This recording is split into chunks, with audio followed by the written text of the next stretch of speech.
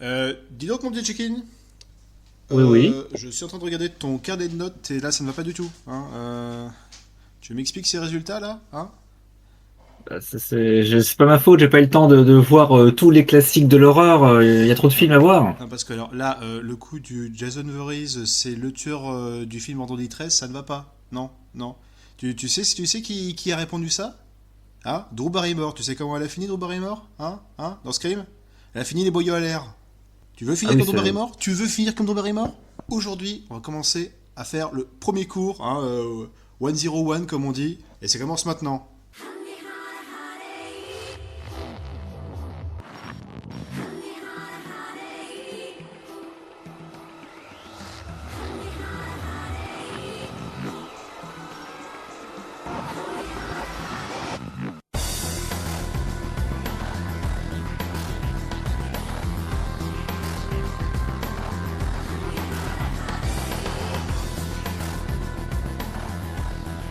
Bonjour à toutes et à tous, nous sommes sur Le Songo des Péloches, le podcast qui parle de cinéma de genre. Je suis Psycho et je relève dramatiquement mes lunettes, je resserre ma cravate et je frappe ma paume violemment avec ma règle en métal. et je suis check-in et je vais être très attentif et je vais bientôt retenir. Voilà, je suis prêt à prendre les notes. Voilà. Aujourd'hui, on va partir sur une petite, quelques bases de cinéma horrifique, hein, et j'ai tout simplement demandé à Check-in de me sortir comme ça trois films qu'il aurait envie de voir, quelques petits classiques de l'horreur qu'il n'aurait pas vu, qui manqueraient un peu à sa culture, et combler les vides, tout simplement. Oui, après c'est des films sur lesquels il fallait forcément passer un jour, donc je suis au moins content de les avoir vus et de pouvoir maintenant me faire un avis. Après les trois trucs que j'ai choisis, c'est quand même enfin on est resté sur la décennie des années 80. Voilà, c'est bien sûr il y a eu de l'horreur de tout temps, il y a plein d'autres classiques que j'ai pas encore vus. Je pense notamment à la période dans les années 50, tous les films de la Hammer. Hmm. Ça aussi, il faudra que je passe par là un jour. Mais du coup, voilà, c'est vrai que moi, mon esprit est tout de suite parti sur les slashers. Parce que oui, voilà, donc j'ai vu Texas Chainsaw Massacre qui est un chef-d'œuvre absolu, Halloween de Carpenter qui est trop bien, mais j'avais pas vu donc les deux franchises qui se sont un peu tirées la bourre sur les années C'est ça, 80, c'est les Freddy et les Halloween, et les Vendredi 13. c'est ça, voilà, les deux autres parties de la sainte trinité du slasher, hein. Oui, parce que Halloween aussi, c'est vrai que ça a duré pendant toutes les années 80, il y a eu plein de suites aussi, Exactement, c'est ouais, vrai. ouais. Mais c'est vrai que voilà, on tape dans les années 80 là. Bon, après c'est un peu, c'est vrai que quand on parle horreur, c'est vraiment un peu les années 80, c'est vraiment un peu le grand boom. Bon, alors déjà de manière générale, historiquement, les années 80, c'était un peu le grand boom de tout, hein. Mais c'est vrai que c'est un peu le grand boom de l'horreur, l'horreur bon public, l'horreur grand public, Mm. où voilà, on iconisait vraiment les monstres ces monstres modernes du cinéma Oui, c'est ça. horrifique. C'était un peu Quel- voilà, quel- c'était un peu la seconde vague après les monstres d'Universal au final. C'est ce que j'allais dire, oui. Dans le sens où voilà, Freddy, tu pouvais voir sa gueule un peu partout. Jason qui était invité au Saturday Night Live. Non, c'est ça, Saturday Night Live. Night Live, ouais, Que, c'est ça, ouais. Pour la sortie du huitième film, qui était absolument mauvais, mais il était là quand même, hein. d'accord. Donc ouais, on va dire, c'est la période, on va dire, la plus médiatisée. Ouais. C'est des franchises très vite qui sont très facilement marketable. On peut faire des produits dérivés dans tous les sens, où c'est très vite parodié, c'est reconnu du grand public, y compris par ceux qui n'ont pas vu les films, par Hmm. exemple. Enfin, j'imagine c'est genre Ah oui, justement. les les enfants se retrouvaient à Halloween aux États-Unis habillés en Jason ou en Freddy alors qu'ils n'avaient pas l'âge de voir les Ils films. n'ont pas vu le Tu vois, film, mais mais ils le savaient, tout le monde connaissait. ils savaient à peu Ouais. près qui c'était, ils pouvaient te le décrire, hein, tout simplement, hein. Il y a eu plein de trucs derrière, quoi. Il y a eu des comics, il y a eu des jeux vidéo, il y a eu Ouais, des. tous, ouais. Moi, j'ai découvert qu'il y avait une série télé Vendredi 13 Oui, oui, qui n'avait que le nom en commun qu'avec c'est ça. le. Et une série aussi, Les Griffes de la Nuit, qui est peut-être un peu plus proche des films, cela dit. Ouais, j'ai appris ça aussi là, en me documentant pour l'émission. Mais donc, on va sans plus tarder direct attaquer avec le premier film, donc le film de ce 7e jour de nos 31 jours d'horreur, parce que oui, nous sommes toujours dedans, ça j'ai oublié d'en parler au début. Et ben c'est tout simplement vendredi 13, hein, Friday the 13th. Donc sorti en 1980, réalisé par Sean Cunningham, d'après un scénario de Victor Miller, avec pas mal de petits acteurs, quelques-uns, bon, n'ont pas été très loin, mais il y en a quand même beaucoup qui ont pas mal décollé, dont un certain Kevin Bacon. Et comme je disais, moi je ne l'ai pas reconnu, quoi. Je suis pas très physionomiste, mais Et surtout les make-up SFX de l'illustre Tom Savini, ça on va y venir un petit peu plus. Donc ça a été fait par... c'est sous quelle maison de distribution c'était la Paramount, c'est ça? alors, enfin oui, c'est vraiment un film indépendant, hein, c'est un tout petit budget. On a vérifié là juste avant. Il me semble qu'à l'époque c'était un petit peu battu pour choper les droits. Oui, enfin en tout cas, c'était produit par une boîte qui s'appelle Georgetown Productions pour la bagatelle de 500 000 dollars et ça en a rapporté 60 millions, donc c'est ouf. Mais ouais, ça a été distribué par la Paramount aux États-Unis. Et là, Warner dans le reste du monde, mais ouais, c'est vraiment la Paramount qui a récupéré les droits et qui derrière donc a lancé les suites. Parce qu'apparemment, moins d'un an après, on avait déjà une suite, quoi. Ça a été rushé très Ah très oui, vite. ils se sont vraiment concentrés dessus par la suite. Pendant toutes les années 80, apparemment, on avait un quasiment chaque année, quoi. Sauf en 84 ou 87, mais sinon à chaque année, t'en avais un. Enfin, c'était vraiment très très régulier. Enfin, on en parlera peut-être un peu après, mais ça a fini par être racheté par la franchise a été rachetée par New Line un peu plus tard. New Line qui a produit les Nightmare on Elm Street, donc les Freddy Krueger là, dont on parlera juste après. Et donc du coup, c'est assez rigolo. Il y a quelques liens entre les deux franchises, donc c'est assez amusant. Il faut savoir que le film a déjà été survendu avant même qu'il soit fini, hein. C'est-à-dire que Sean Cunningham commençait vraiment à en faire ses publicités un petit peu partout, alors que le script était seulement à moitié complété, hein. Ouais, d'accord. C'est là un peu de là que vient le titre, cette espèce de grand Friday the 13 en 3D qui pète une vitre, qu'on voit Ah oui. au début du film, qui est pas iconique au final, hein. Je veux dire, c'est pas représentatif de ce que sera peut-être Jason par la suite, hein, mais d'où ce petit titre qui sort un peu du reste du film au final. C'est que ça, c'est vraiment le premier truc qu'il avait fait. Donc sans même savoir à peu près comment est-ce que le film allait au final. Ah ouais. C'est Voilà. Ça a été produit de manière assez particulière, quoi, Ouais. assez précipitée, j'ai l'impression cette histoire. Oui, bah, je pense qu'il voulait vraiment. Le but c'était ça. Sean Cunningham alors c'est un producteur, hein, et il avait surtout bossé, enfin il avait bien bossé avant avec un certain Wes Craven, hein, comme quoi tout sera lié encore une fois Ah oui, entre deux films, sur j'ai oublié. La dernière maison sur la gauche, film assez connu et assez Et choquant à finalement, l'époque, et justement finalement assez vu, hein, je trouve que c'est 72, hein, la dernière maison oui, sur la oui, oui, gauche. oui, oui, ouais. Moi, je l'ai pas vu, mais il faut faire encore un truc à rattraper. Parce qu'on dit que le slasher a commencé en 78, mais finalement, est-ce que c'est un slasher, Ah non, non, la non, dernière non, maison pas du Non, tout. c'est pas ça, Non, pas du autre tout. chose. Là, on est sur le genre très de niche du Rape and Revenge, Ah, ok, très bien. qui est un film vraiment. Enfin, c'est un film qui est très très choc, hein. Mais cela dit, ça a quand même une origine assez noble, puisque La dernière maison sur la gauche, c'est quand même basé sur la source de Bergman. Et donc, Sean Cunningham donc, se sortait un peu de La dernière maison sur la gauche, et bon, bah, je me dis, allez, on va faire un petit slasher, on va s'inspirer pas mal de Halloween, hein, mais on va le faire plus gore, plus choc. Vraiment, on va faire en sorte, voilà, je veux que les spectateurs ils sautent de leur siège, hein, pour le coup. Vraiment un côté, selon ses mots, roller coaster ride, Mhm. Mhm. un petit côté montagne russe. Je Et vois. finalement, ça représente parfaitement le travail de Cunningham là-dessus, et au final même de la saga Vendredi 13 en général, c'est vraiment ce côté film popcorn. Voilà, vraiment le truc que tu vois dans un drive-in, t'as pas spécialement besoin de suivre avec une attention particulière l'histoire. Justement, l'histoire, parlons-en. Basiquement, le film commence tout de suite par une petite séquence dans un camp de vacances. Tout le monde se rassemble autour du feu, on chante à la guitare des petits chants religieux, mais durant ce chant religieux, eh ben, on a un garçon et une fille qui se jettent pas mal de petits regards pendant qu'on chante sur Jésus, et finalement ce sera pas très catholique ce qui va se passer par la suite vu qu'ils se distancent un peu pour aller batifoler quelque part. Et puis finalement, ils sont surpris par quelqu'un qui va les massacrer.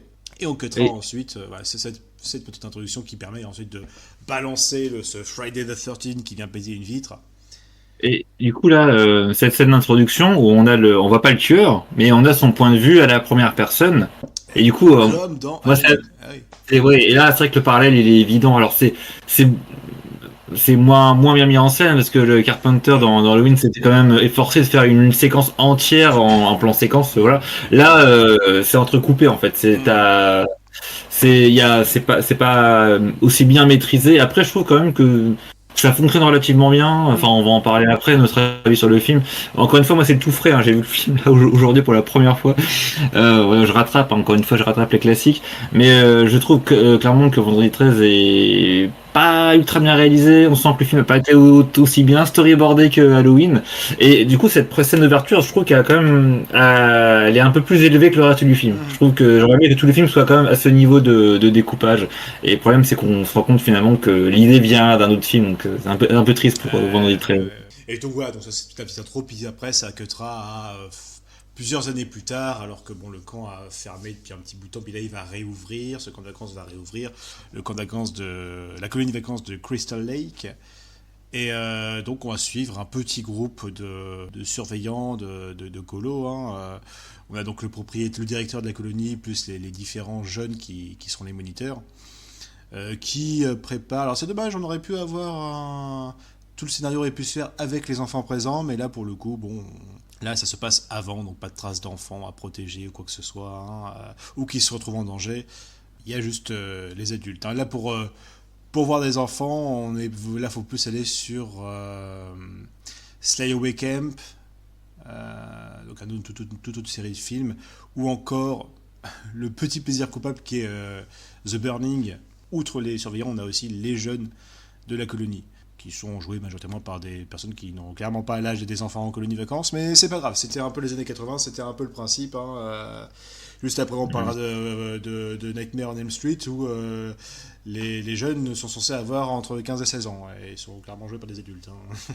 Et donc, voilà, ce petit groupe va préparer les camps de vacances, et évidemment, un mystérieux tueur dont on ne voit pas le visage va commencer à les décimer les uns après les autres. Jusqu'à ce que...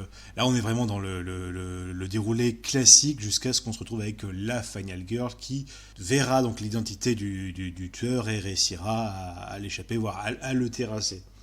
Voilà, rien de très original dans le carcan de base du film. Cependant, je trouve que si on reste vraiment juste sur le scénario pour l'instant, il y a quand même ce petit intérêt de commencer par un personnage, donc Annie, qui nous est introduit dans le film un peu comme le personnage principal, qui à la base est en fait un peu la retardataire, c'est la seule qui n'est pas encore arrivée sur le camp.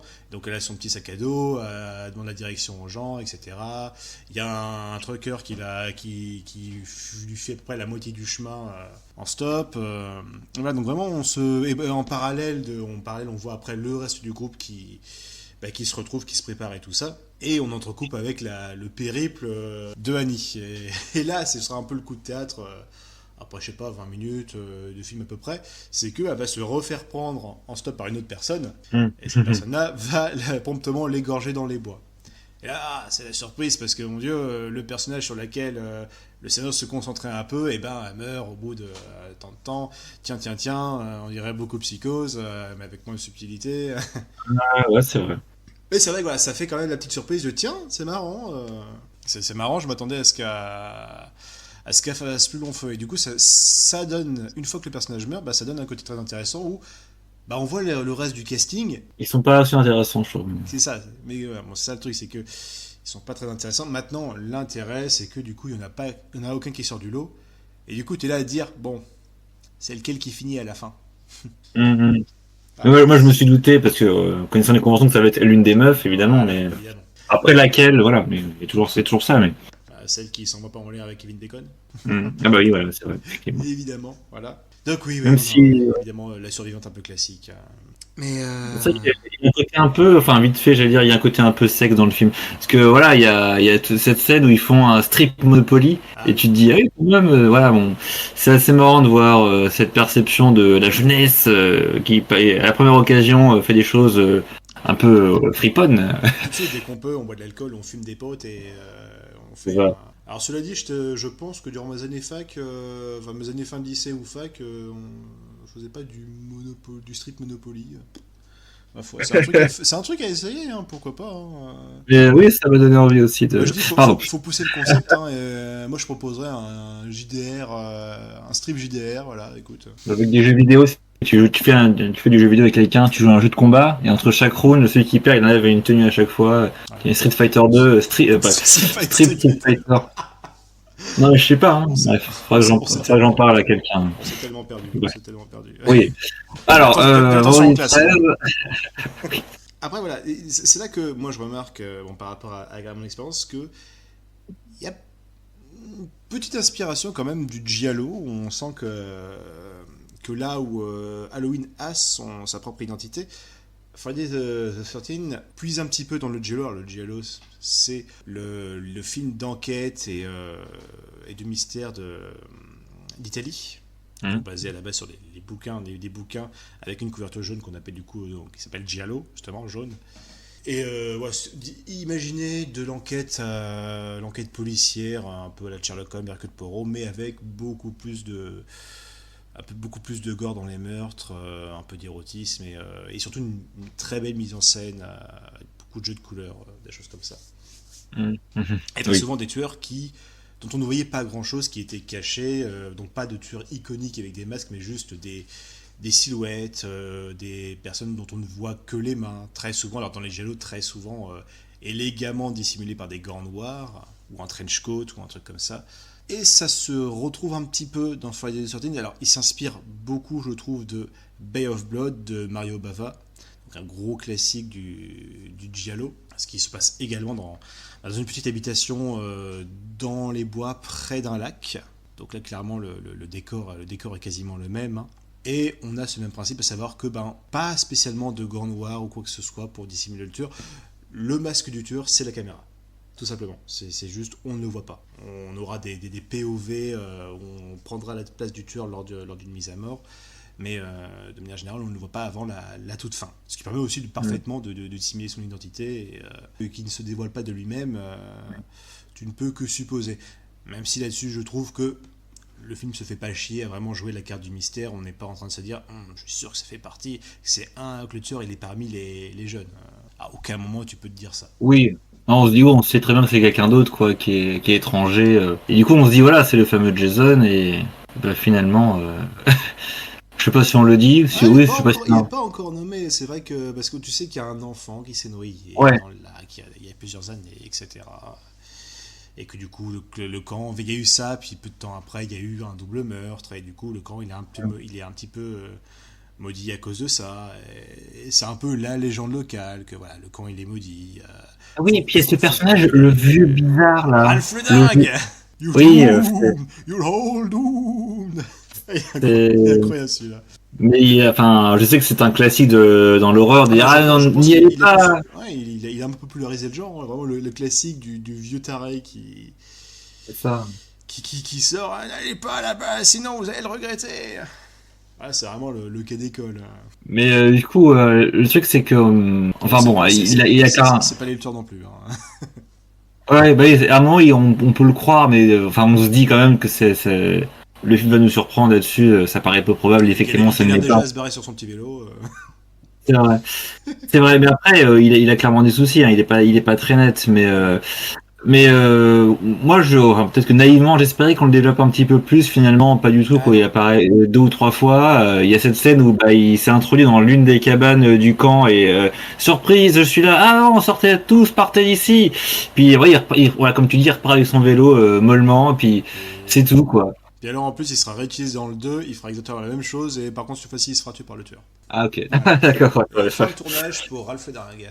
Mais non, non, non. Là, du coup, c'est un peu, c'est la grande surprise. Alors, la grande surprise surtout pour, alors, c'est pas spécialement une surprise pour les spectateurs de l'époque, mais grande surprise pour le spectateur d'aujourd'hui à qui, dont toi, hein, à qui on dit, Ah bah, hey, va voir Vendredi 13. Et waouh, c'est le film avec Jason qui tue des gens avec sa machette. Eh ben, pas dans le premier, justement. C'est là tout le twist, c'est que le premier film ne contient pas Jason, pas réellement en soi. Voilà, ah oui, oui. parce que ouais, ça c'est un peu le twist, c'est que le tueur du film est une tueuse et c'est tout simplement Madame Voorhees qui venge la mort de son fils de noyade. Elle l'a déjà vengé visiblement, et a priori on peut supposer que le couple tué dans l'introduction serait peut-être les responsables principaux. Mm. Et donc par la suite, elle traîne dans le coin et tue un peu les jeunes adultes pêcheurs. Mm. Donc Madame Voorhees est jouée par Betty Palmer, qui a eu pas mal de rôles dans les sitcoms, dans les vieux sitcoms de l'époque, ou des rôles à Broadway, carrément. Donc, Ah oui, oh. oui, oui, c'est une actrice qui a pas mal de rôles à l'époque, hein. C'est une belle femme à l'époque. Moi, j'ai des vieilles photos en noir et blanc, là. Et donc, c'est vrai que Mm. c'est assez marrant qu'on l'ait prise pour jouer ce rôle-là. Je sais pas vraiment comment ils l'ont vendu le truc. Enfin, je pense, ouais. Peut-être ça peut être lié à donc Victor Miller qui avait écrit le script. Du coup, il avait vraiment écrit le personnage comme la mère qu'il aurait voulu avoir. Donc, visiblement, Victor Miller voulait une mère prête à tuer pour lui, hein. Oui, c'est particulier ça. Il a dû être très déçu de sa maman, visiblement, mais bon, écoute, ma foi. Et donc, oui, je pense on a expliqué à Betty Palmer à peu près ce truc-là. Joue là, mère éplorée qui cherche à tout prix à venger la mort de son fils et tout ça. Mais donc, oui, pas de Jason à l'époque, hein. On peut le voir vite fait dans un flashback, ou on peut le voir se noyer dans un petit flashback. Et puis, Il est oui. présent en sous-texte, un peu comme une part de la schizophrénie de Ah Madame oui, c'est vrai. Voorhees. Parce Et mais encore un truc qui fait penser un peu à Psychose d'ailleurs. c'est ça, voilà. Là, c'est le côté psychose. C'est que plusieurs fois, elle se met à parler avec la voix de. Enfin, elle se met son fils, on va dire, parle à travers elle. Kill her, mommy. Kill her. C'est l'inverse de Psychose du coup. C'est ça, c'est un peu Oh. l'inverse. Ouais. Et voilà, enfin, ça semble un peu presque possédé par moment. Mais du coup, ouais, petite originalité quand même, justement, voilà, dans ce personnage de femme plutôt âgée qui s'avère être l'antagoniste principal, hein, et ce sera vraiment, on a quoi, facilement 10 minutes, Mm. facilement 10 minutes de film vers la fin, quand même, pour l'échauffourée entre elle et Alice, la survivante, la final girl du film, que je trouve pas spécialement iconique en tant que final girl. Moi, je me suis fait la réflexion, je trouve que c'était. Je sais qu'il y avait la plus jolie coupe de cheveux, je me suis dit, ah, ça va, ouf. Du coup, c'est la meilleure coupe de cheveux qui s'en sort à la fin. Enfin, bref. Non, mais.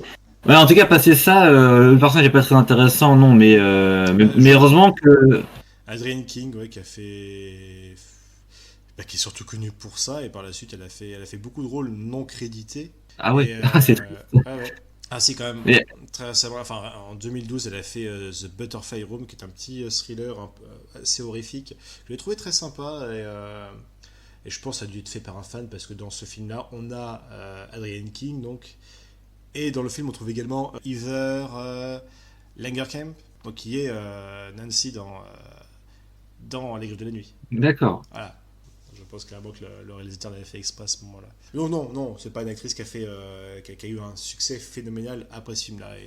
Et carrément, voilà, en termes de Final Girl, comparé à une Nancy de Nightmare on Elm Street et surtout de Jamie Lee Curtis, Ah bah oui, pour c'est compliqué. Halloween, on peut difficilement tenir la comparaison, hein.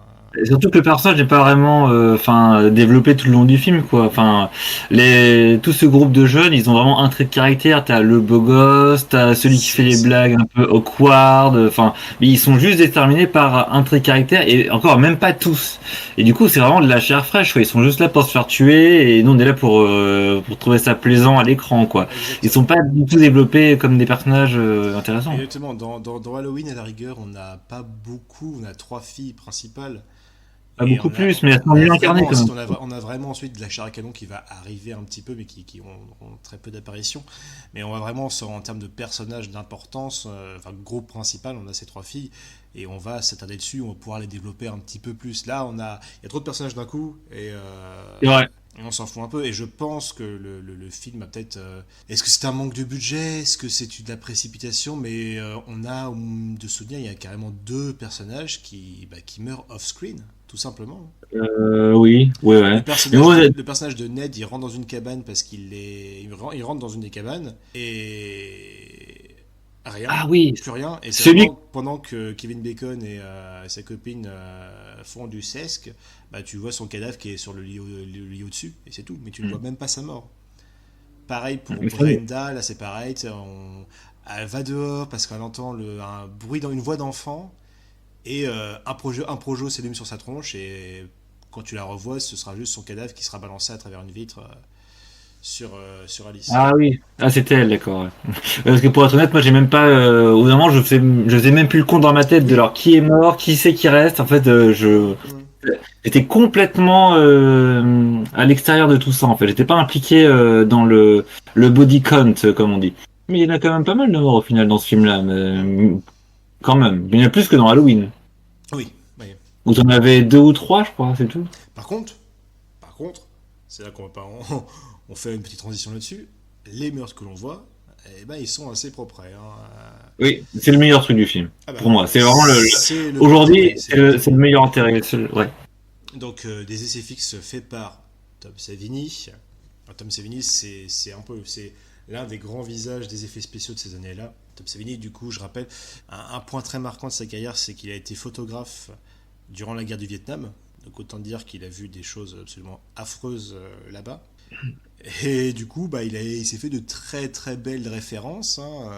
C'est une technique, hein. Même nous, enfin moi qui ai fait une formation de maquilleur SFX, on a des groupes Facebook où on s'échange des photos affreuses à la sauvette. Hein. Ah, mais je me rappelle que Parce que c'est une vrai. soirée où tu nous avais montré des trucs, ouais, ah oui. Et du coup, c'est des choses que tu connaissais grâce à ta formation, d'accord. Ah ouais. C'est ça. Donc Tom Savini, c'est ça, il a vu beaucoup de choses, beaucoup de blessures assez atroces et peut-être d'une certaine manière, il a un peu exorcisé ses traumas du Vietnam en les couchant dans le latex. C'est pas plus mal parce que ça donne très bons résultats. Donc tout est assez bien réalisé. On a un assez joli égorgement sur Annie vers le début du film. Mm. Ouais, celle qui est dans la forêt là, C'est ça, ouais. voilà. Qui est très propre, très bien fichu. Et c'est glaçant, ouais. Enfin, moi, j'ose même pas savoir comment ça se passe en vrai, mais ça fait réaliste, quoi. On se dit, Non, très simple, c'est vraiment une grosse couche de latex sur la gorge pour faire une fausse gorge dans laquelle on fait passer une petite canule avec une pompe à faux sang. Et puis voilà, et le couteau justement, qui est pas un couteau très aiguisé, voire carrément un faux, qui va juste trancher, on va dire, cette épaisseur. Il va trancher l'épaisseur de latex. Le sang va s'écouler après. Mais après, il y a aussi toute une maîtrise à faire pour que le sang s'écoule de la manière dont on veut. Donc ouais, c'est une petite séquence quand même sympa. On a le coup de hache dans la gueule à Brenda, qui est très bien il fait aussi. bien mal. Parce qu'on a on a toute une partie du visage qui est maquillée là-dessus. Ils auraient pu s'attarder et faire juste un mannequin, mais là ils ont vraiment fait sur l'actrice vivante, la vraie actrice, ce qui fait que du coup voilà, elle se prend un coup de hache, elle a quand même l'autre œil qui cligne un peu pendant qu'elle meurt.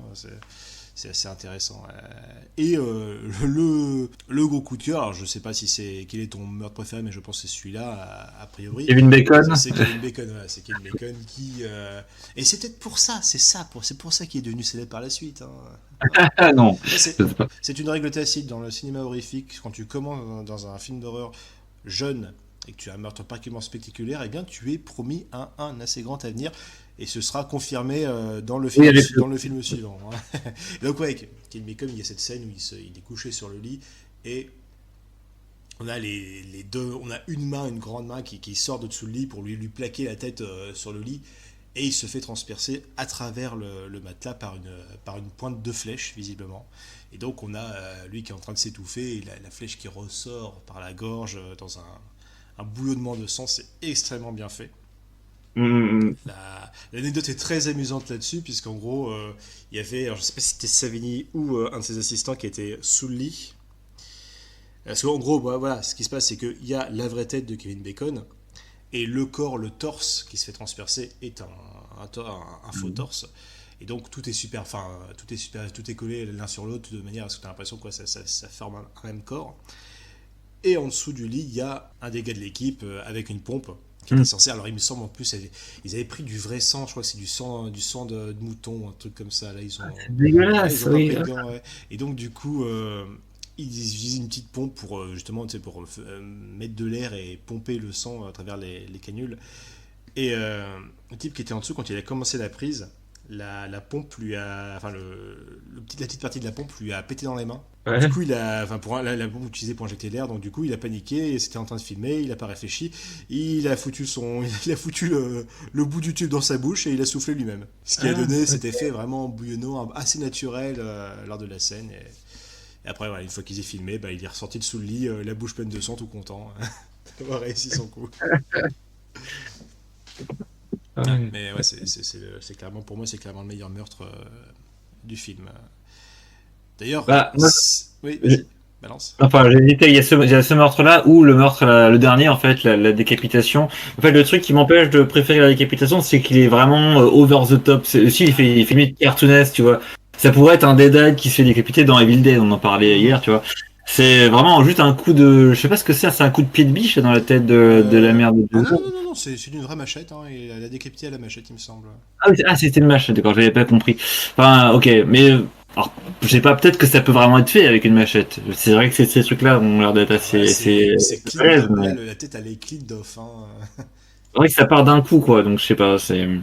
Bref. Et t'as plus un ralenti qui te montre bien le truc, et l'anecdote que tu m'as dit sur les bras poilus qui apparaissent lorsque la tête n'est pas là, en fait, la doublure n'était pas l'actrice, clairement. Ça s'appelle Mallory se fait décapiter, puis du coup, tu vois, t'as un gros plan du coup sur le corps sans tête, qui avec les bras qui s'agitent nerveusement, et en fait, voilà, c'était les bras de Tom Savini, ou du moins d'un autre gars de l'équipe. Donc, du coup, Pamela Voorhees a soudainement des grosses mains poilues.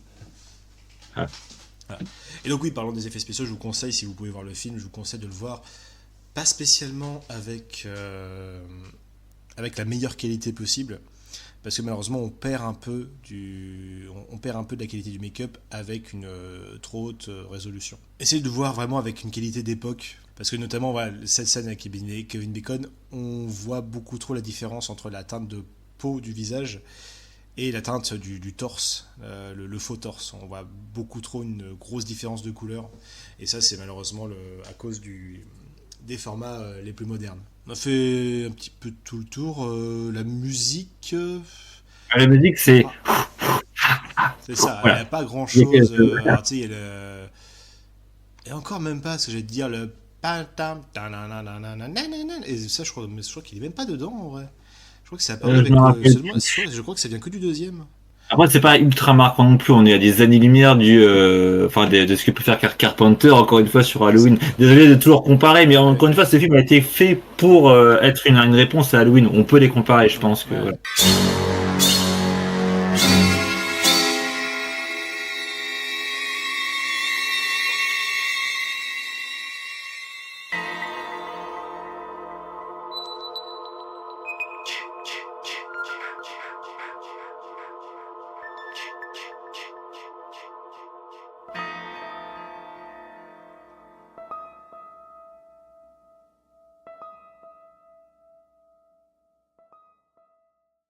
Mais oui, à la base, donc oui, ce petit son, c'est juste le mec chargé de la musique, Harry Manfredini, je crois. Il me semble que c'est lui-même, Ouais.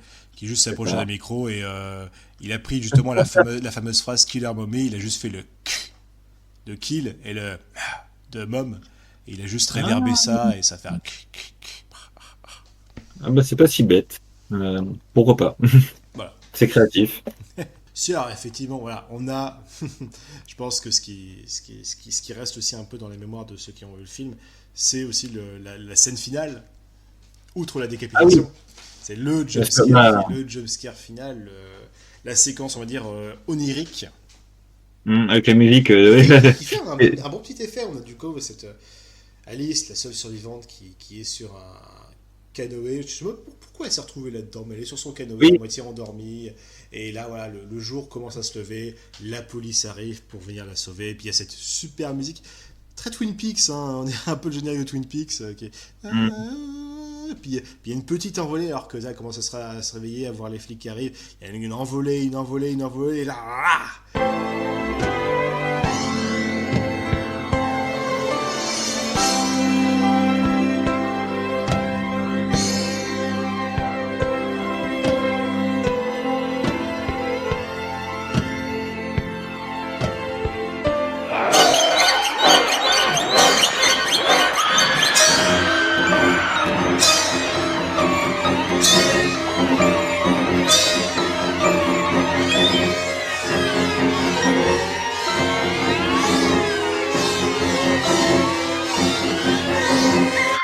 on a cette espèce de jumpscare où on a le petit Jason qui ressort de l'eau en mort-vivant pour l'attraper, il l'emmener dans les flots, enfin sous l'eau.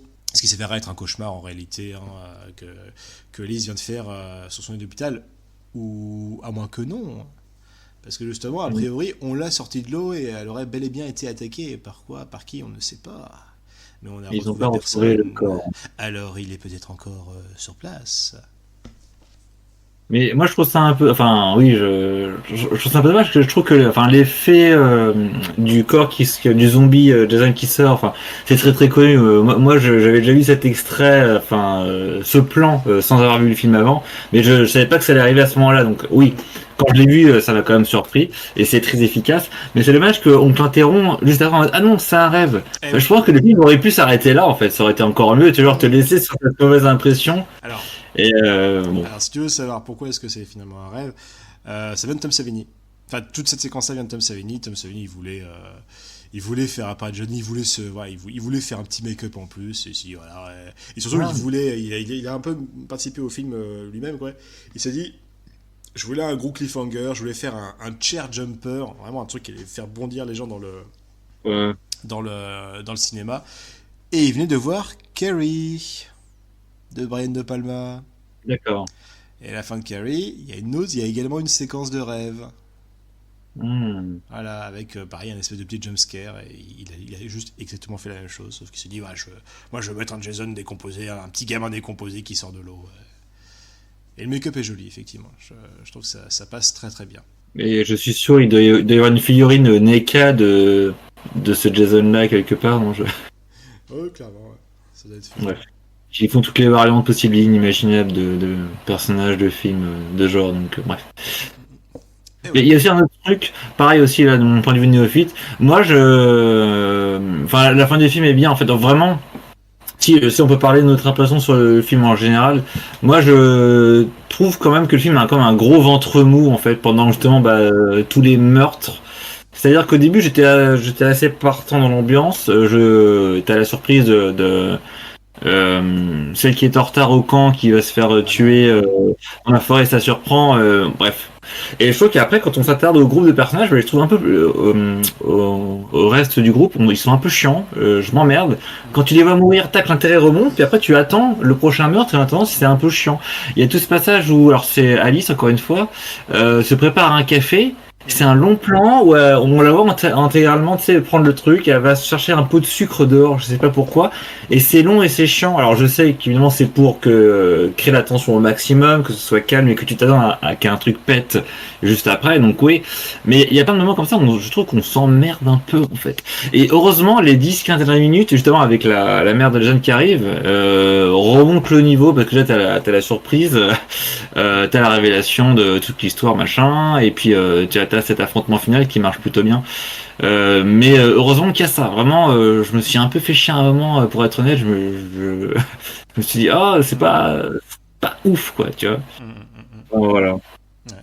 Mais c'est surtout que, oui, comme dit, il y a pas assez de.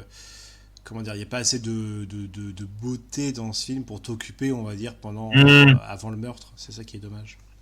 Ouais, à part les différents plans à la première personne où t'as le point de Ouais, vue. voilà, Mais C'était déjà vu ailleurs en mieux, hein, quelque part. On parlait des villes d'El l'autre jour, encore une fois, alors évidemment. Enfin, c'est sorti un peu après, tu me diras. Mais ça a peut-être été tourné avant, parce que Evil Dead est un film qui a eu un tournage assez compliqué, bref. Ouais, voilà, je trouve que le film est marquant pour ce que c'est le premier film de la franchise, mais finalement, j'ai l'impression que alors je ne sais pas, j'ai pas vu les suites, mais peut-être que les suites sont meilleures. Ne serait-ce que parce qu'on voit enfin Jason avec le fameux masque iconisé ça après, peut quoi. être iconique. Ouais, ouais. Bon, après, ça sera peut-être à continuer. Hein. Parce que c'est vrai, quoi, c'est vrai que ça te donne peut-être pas une assez bonne représentation de la saga en elle-même, pour le coup. Mm. Bah, j'ai pas l'impression, ouais.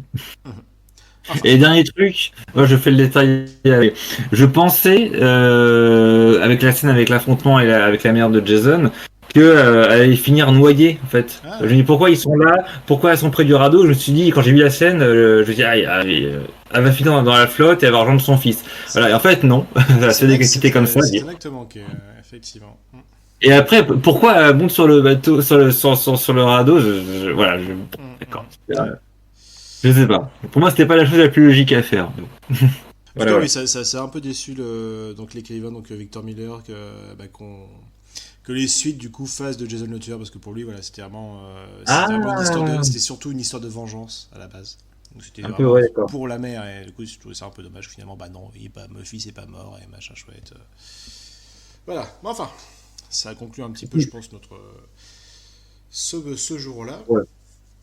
Donc, bon, est-ce que tu as aimé ce film-là? Je vais être très honnête, je me suis fait chier. Et que Ouais. malgré les effets gore, non, pas trop. Ouais. Bon, écoute, je le trouve pas non plus incroyable. C'est pas le plus iconique. Voilà. Est-ce que tu reverrais ce film? J'ai envie de te dire Euh, oui, mais après, même si le film n'est pas incroyable, bah, c'est un classique et c'est vrai qu'on est plus voué à le revoir au final. Même si bon, après, tu me diras, il y a plein d'autres films cultes à revoir. là, non, moi, personnellement, je le reverrai pas. Ouais, bah, le Halloween de Carpenter, j'ai envie de le revoir, quoi. J'ai envie de réanalyser les plans, d'être immergé dans cette ambiance avec cette musique incroyable et entêtante. J'ai pas ça sur Vendredi 13, je suis pas prêt à le revoir Et pour le tu le moment. conseillerais quand même ou pas? Je pense que c'est quand même bien je conseille, je pense que c'est bien de le voir pour sa culture et savoir que d'où est parti et d'où est partie la franchise. Et donc oui, pour savoir répondre à la question qui tue Drew Barrymore dans Scream. Ouais. Ok, ouais, moi aussi je le conseillerais quand même. Et voilà, je pense que c'est peut-être le moins bien des trois films que nous avons vus sur ces 3 jours-là. Je suis d'accord. Mais on passe bien vite au 8e jour de ces 31 jours, consacré cette fois-ci à Nightmare on Elm Street.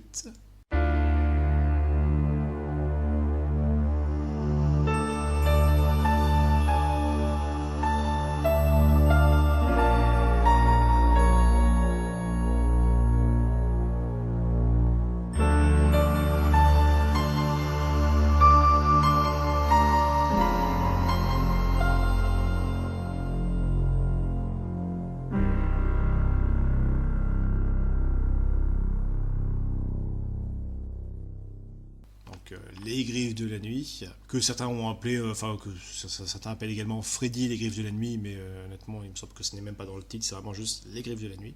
Par Wes Craven, Hmm. avec Heather Langenkamp, je manque de m'arracher la langue à chaque fois que je prononce son nom, et Robert Englund.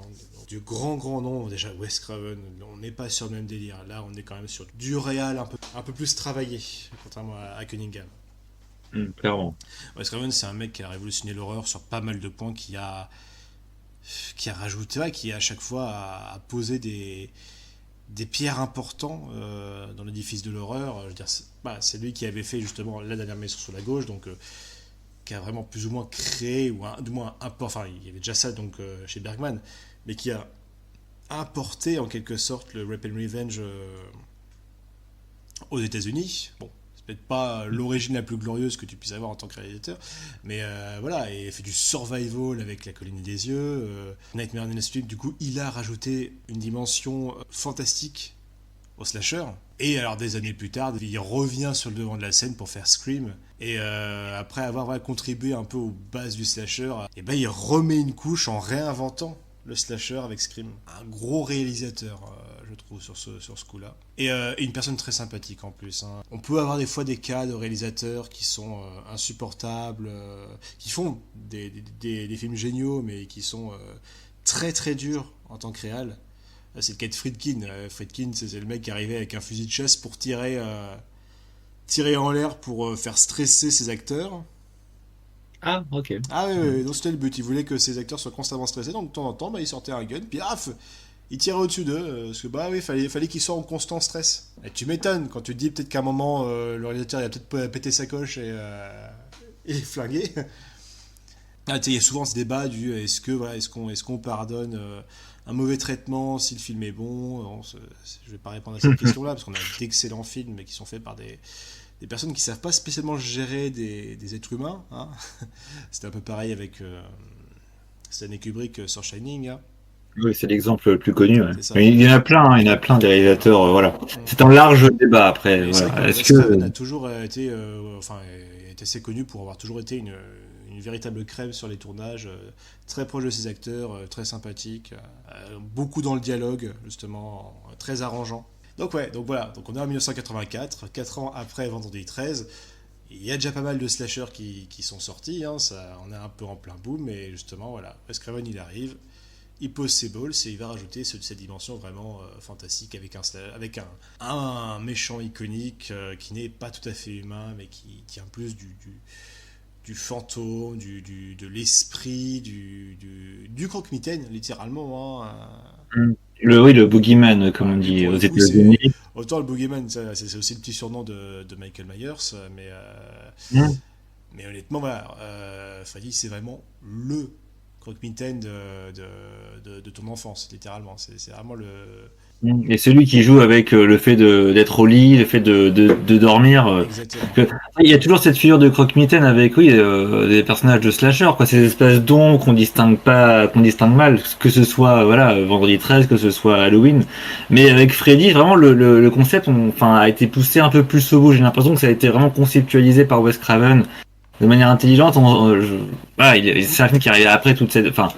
La vague avait commencé en 84, il y a déjà plein de films de ce style-là qui ont été exploités en salle, et lui il arrive en disant j'observe ce qui s'est fait, je prends les idées à droite à gauche et j'essaie d'en faire un truc un peu plus construit, pas méta, c'est pas encore Scream, mais il y a un côté je réfléchis sur le genre et j'en fais quelque chose d'un peu différent, un peu neuf, quoi. Et moi je trouve ça assez plaisant. Et ça, c'est que lui, tu vois, il s'est pas jeté sur le genre comme un curé sur un enfant de cœur. Et il a attendu patiemment, il a regardé un peu ce qui se faisait, il a pris son temps et après il est venu avec sa version. Et ça donne du coup un vrai film qui ne s'inspire pas d'un autre, qui ne copie pas sur un autre et qui a vraiment son identité propre. Voilà, c'est même considéré, on appelle ça un slasher surnaturel, supernatural slasher. Après, encore une fois, il y a toujours une petite que moi dans ma tête là, en regardant pour la première fois aussi Freddy, le premier, je me suis mis à comparer du coup tous ces films-là et je me suis dit oui, cette notion de surnaturel, on l'a un petit peu à petite dose quelque part par exemple dans Halloween. Et finalement on se demande, il meurt mais il meurt pas. Ça, c'est le comportement du personnage dans ses capacités en quelque sorte. Après, j'ai pas tout vu. Je sais que dans des suites tardives d'Halloween, il y a tout des délires avec des sectes qui le font revivre. Alors, on parlera pas de ces trucs-là. Hein. Et j'ai l'impression qu'avec Vendredi 13, il y a aussi un peu de ça. Rien que dans le premier film, le fait que on a le zombie qui sort du lac à la fin, voilà. Mais là, pour Freddy, c'est dès le début d'entrée de jeu, on te dit que c'est du surnaturel. C'est vrai qu'il y a un côté fantastique. Et pourtant, l'intro du film fait plus slasher classique parce que c'est ça, c'est l'intro du film avec l'écran qui est vraiment découpé en très petit. Oui, c'est très particulier. Il y a quelques plans, ouais. Et puis après, au plein milieu, ça devient un format simple. Voilà, parce que ça commence par le tueur qui se crée son arme iconique, hein, son espèce de gant avec des couteaux au bout des doigts. On donne un côté un peu griffe et justement on a cette séquence de préparation de l'arme qui fait très slasher classique, on va dire, un mec normal qui se crée son arme, mais par la suite, voilà, on aura la dimension fantastique avec justement ses rêves.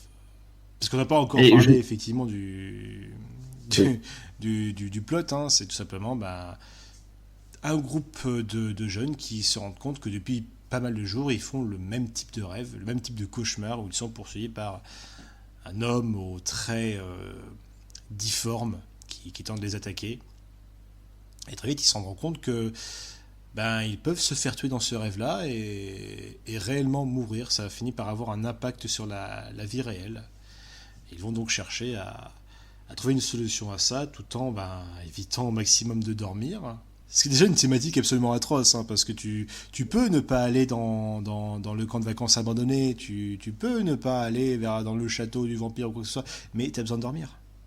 Tu as toujours besoin de dormir. Ouais.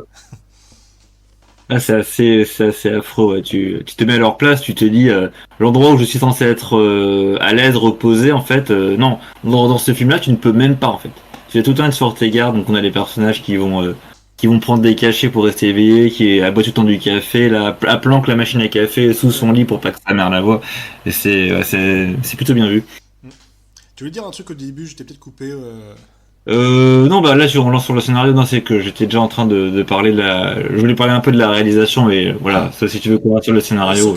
Sur quel point Non, mais c'était juste une petite pique envers Vendredi 13. C'est que quand tu t'enchaînes Vendredi 13 puis Freddy, rien que le début, justement cette scène de préparation. où il prépare son arme et puis la course poursuite là dans cette espèce de là, ils disent Boiler Room dans le film un peu plus tard en français, je sais pas comment c'est une espèce de chaufferie, oui. Et tu te dis bon c'est pas non plus c'est pas Spielberg, c'est pas Kubrick, c'est pas Cameron, hein, mais c'est quand même bien mis en scène, tu vois, c'est quand même le jour et la nuit par rapport à ce que fait l'autre sur Vendredi 13, quoi. Oui, c'est très joli parce qu'on a du coup ce personnage, ce faux, encore une fois, on reprend par contre une petite thématique commune avec Vendredi 13, on a ce faux personnage principal qui est Tina, qui est dans cette espèce de dédale de tuyaux, avec cette ambiance un peu poisseuse, mais elle a cette espèce de petite musette de nuit qui est très transparente justement, enfin ça ne se voit pas sur elle, mais vraiment quand il y a un jeu de lumière, on voit sa silhouette à travers la musette, ce qui donne des plans assez jolis. Et voilà, on a cette présence qui la traque un peu partout, une espèce de petits trucs bizarres, on entend un bébé qui pleure à un moment, on a plusieurs fois un mouton qui passe, ce qui sort de nulle part. Alors est-ce que c'est un petit symbolisme de l'agneau à l'abattoir au final? Ah oui. Il va se faire trancher par les griffes de Freddy. C'est ces petits détails qui te disent que on est dans un rêve. Il se passe des choses étranges. On n'ira pas à fond dans le rêve. On n'a pas non plus des décors oniriques complètement dingues. Les films suivants s'essaieront un peu plus à ça, mais paradoxalement, ils tomberont un peu plus sur la carte du grandiloquent, voire un peu de l'humour. Ce qui est un peu dommage. J'aurais bien voulu finalement un entre-deux. Un entre-deux, parce que c'est vrai que les décors oniriques dans ce film-là sont finalement assez simples. On a la chaufferie qui est vraiment le point iconique, et on a une espèce de version rêvée des ruelles autour de la maison, qui sont dans la brume et tout ça. Après, c'est le parti pris du film aussi de faire des rêves qui ressemblent à la réalité, qui par des petits détails se différencient, quoi. Je suis d'accord là-dessus. Ouais. C'est de surprendre le spectateur en disant est-ce qu'on est dans la réalité, est-ce qu'on est dans un rêve, on ne sait pas trop. Et quelque part, alors je vais mettre les pieds dans le plat, c'est un peu Matrix avant l'heure, c'est un peu Inception avant l'heure. On est dans des rêves et on n'est pas sûr qu'on est vraiment. Enfin, dans Matrix, c'est pas des rêves, mais tu vois ce que je veux dire. Ils sont en train de, grosso modo, à l'écran, ils dorment, quoi. Ils sont dans la matrice, dans le programme informatique. Ouais. Voilà. Et dans Inception aussi. Alors Inception, ils ont des règles très précises qui t'énoncent longuement. Enfin voilà, c'est Christopher Nolan, quoi. Moi, je suis pas du tout fan de ce cinéma-là. Dans Freddy, c'est vrai que les règles sont moins précises. Vraiment le fantastique pur, quoi. C'est pas de la science-fiction. Mais il y a ce côté, voilà, on brouille entre la réalité, le rêve, et le spectateur va être surpris. Il va essayer de comprendre par des détails de mise en scène où est-ce qu'on en est. Et le film, évidemment, il va jusqu'au bout dans sa scène finale là-dessus, faire faire un twist.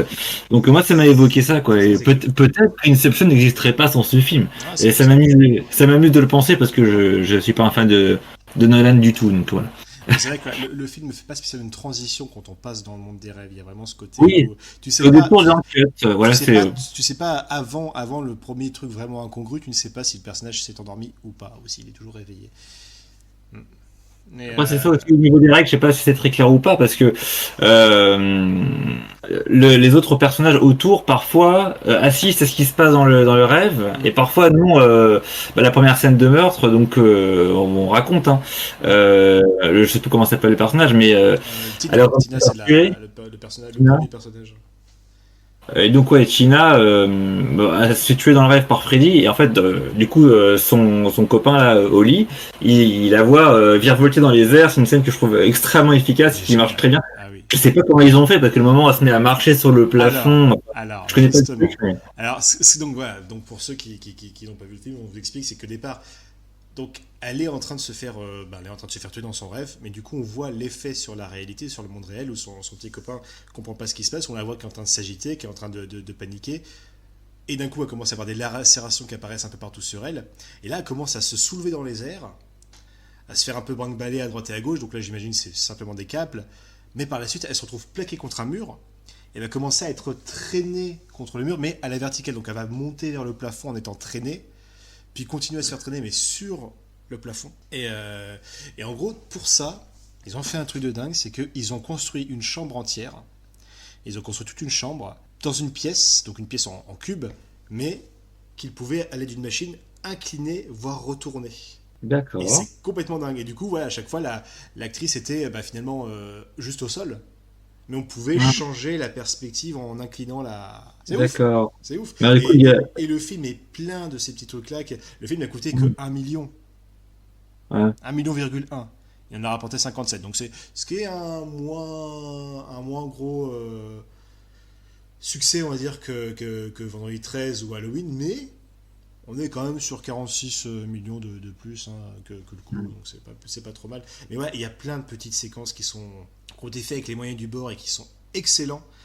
L'une des premières apparitions la première apparition de Freddy qu'on voit de loin, là c'est le côté un peu rêve, il a des bras gigantesques à ce moment-là. C'était juste deux cannes à pêche, un pull avec des manches beaucoup plus longues, et il y avait deux cannes à pêche dedans, planquées. Rien de plus, rien de plus. Et ça donne quand même ce côté un peu grotesque et assez efficace. Une autre séquence justement avant que Tina se fasse tuer, on sent que visiblement plus ou moins l'ombre de l'influence de Freddy se propage un peu entre les différentes personnes endormies, comme si un peu il choisissait sa victime. Et à un moment, il va s'attarder au-dessus de Nancy. Alors Nancy, ce sera la vraie Final Girl du coup.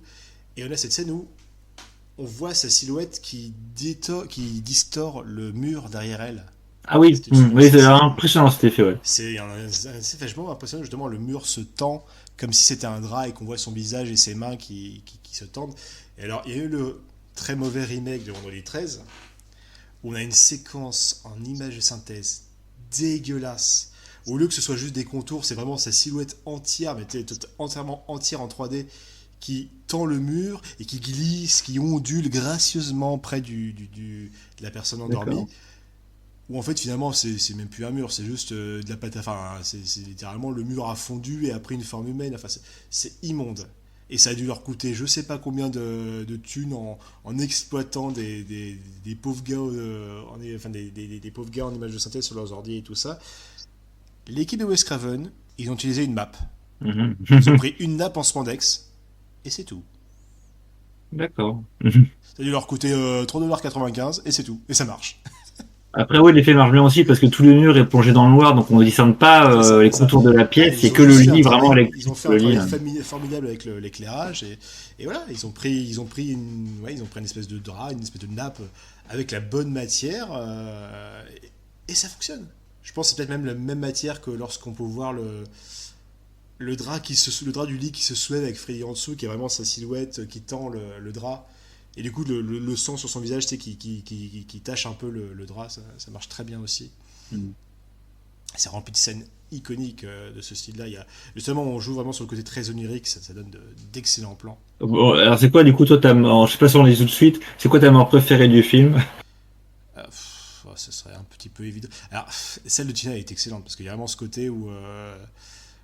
Tu te mets dans la tête de l'époque. Moi, souvent, c'est ça. Quand je regarde un film de l'époque, je me mets dans l'état d'esprit de l'époque où je me dis, voilà, je m'attends à ce qu'il y ait ce genre de budget, à ce qu'il y ait ce genre de capacité. Et c'est vrai, quand soudainement, elle se met à s'envoler, à se plaquer contre le mur, tu fais, wow! Oui, moi aussi, j'étais. Comment ils ont fait? Maintenant, il y a la mort de. Comment il s'appelle ce con? De Glenn. Donc, qui est joué par Johnny Depp. Oui, c'est. Ah oui. Voilà. Oui, pardon, oui. Je confondais. Il est tout jeune, il est tout beau. Il a une mort spectaculaire. Et il devient Oui, très la plus célèbre. originale des films. Encore une oui. fois, avec Kevin Bacon, Oui. ça se réalise. Hein. Hein, ça devient plus qu'une théorie, là. Hein. Donc, on a une scène voilà, où justement le personnage de Johnny Depp s'endort dans son lit. Et il se fait aspirer par le lit. Il se fait aspirer dans le lit comme tiré dans un trou. Il disparaît complètement dans ce trou. Et ensuite, il va ressortir du trou, mais sous forme liquide. Voilà, il s'est visiblement fait mettre en bouillie totale dans son rêve.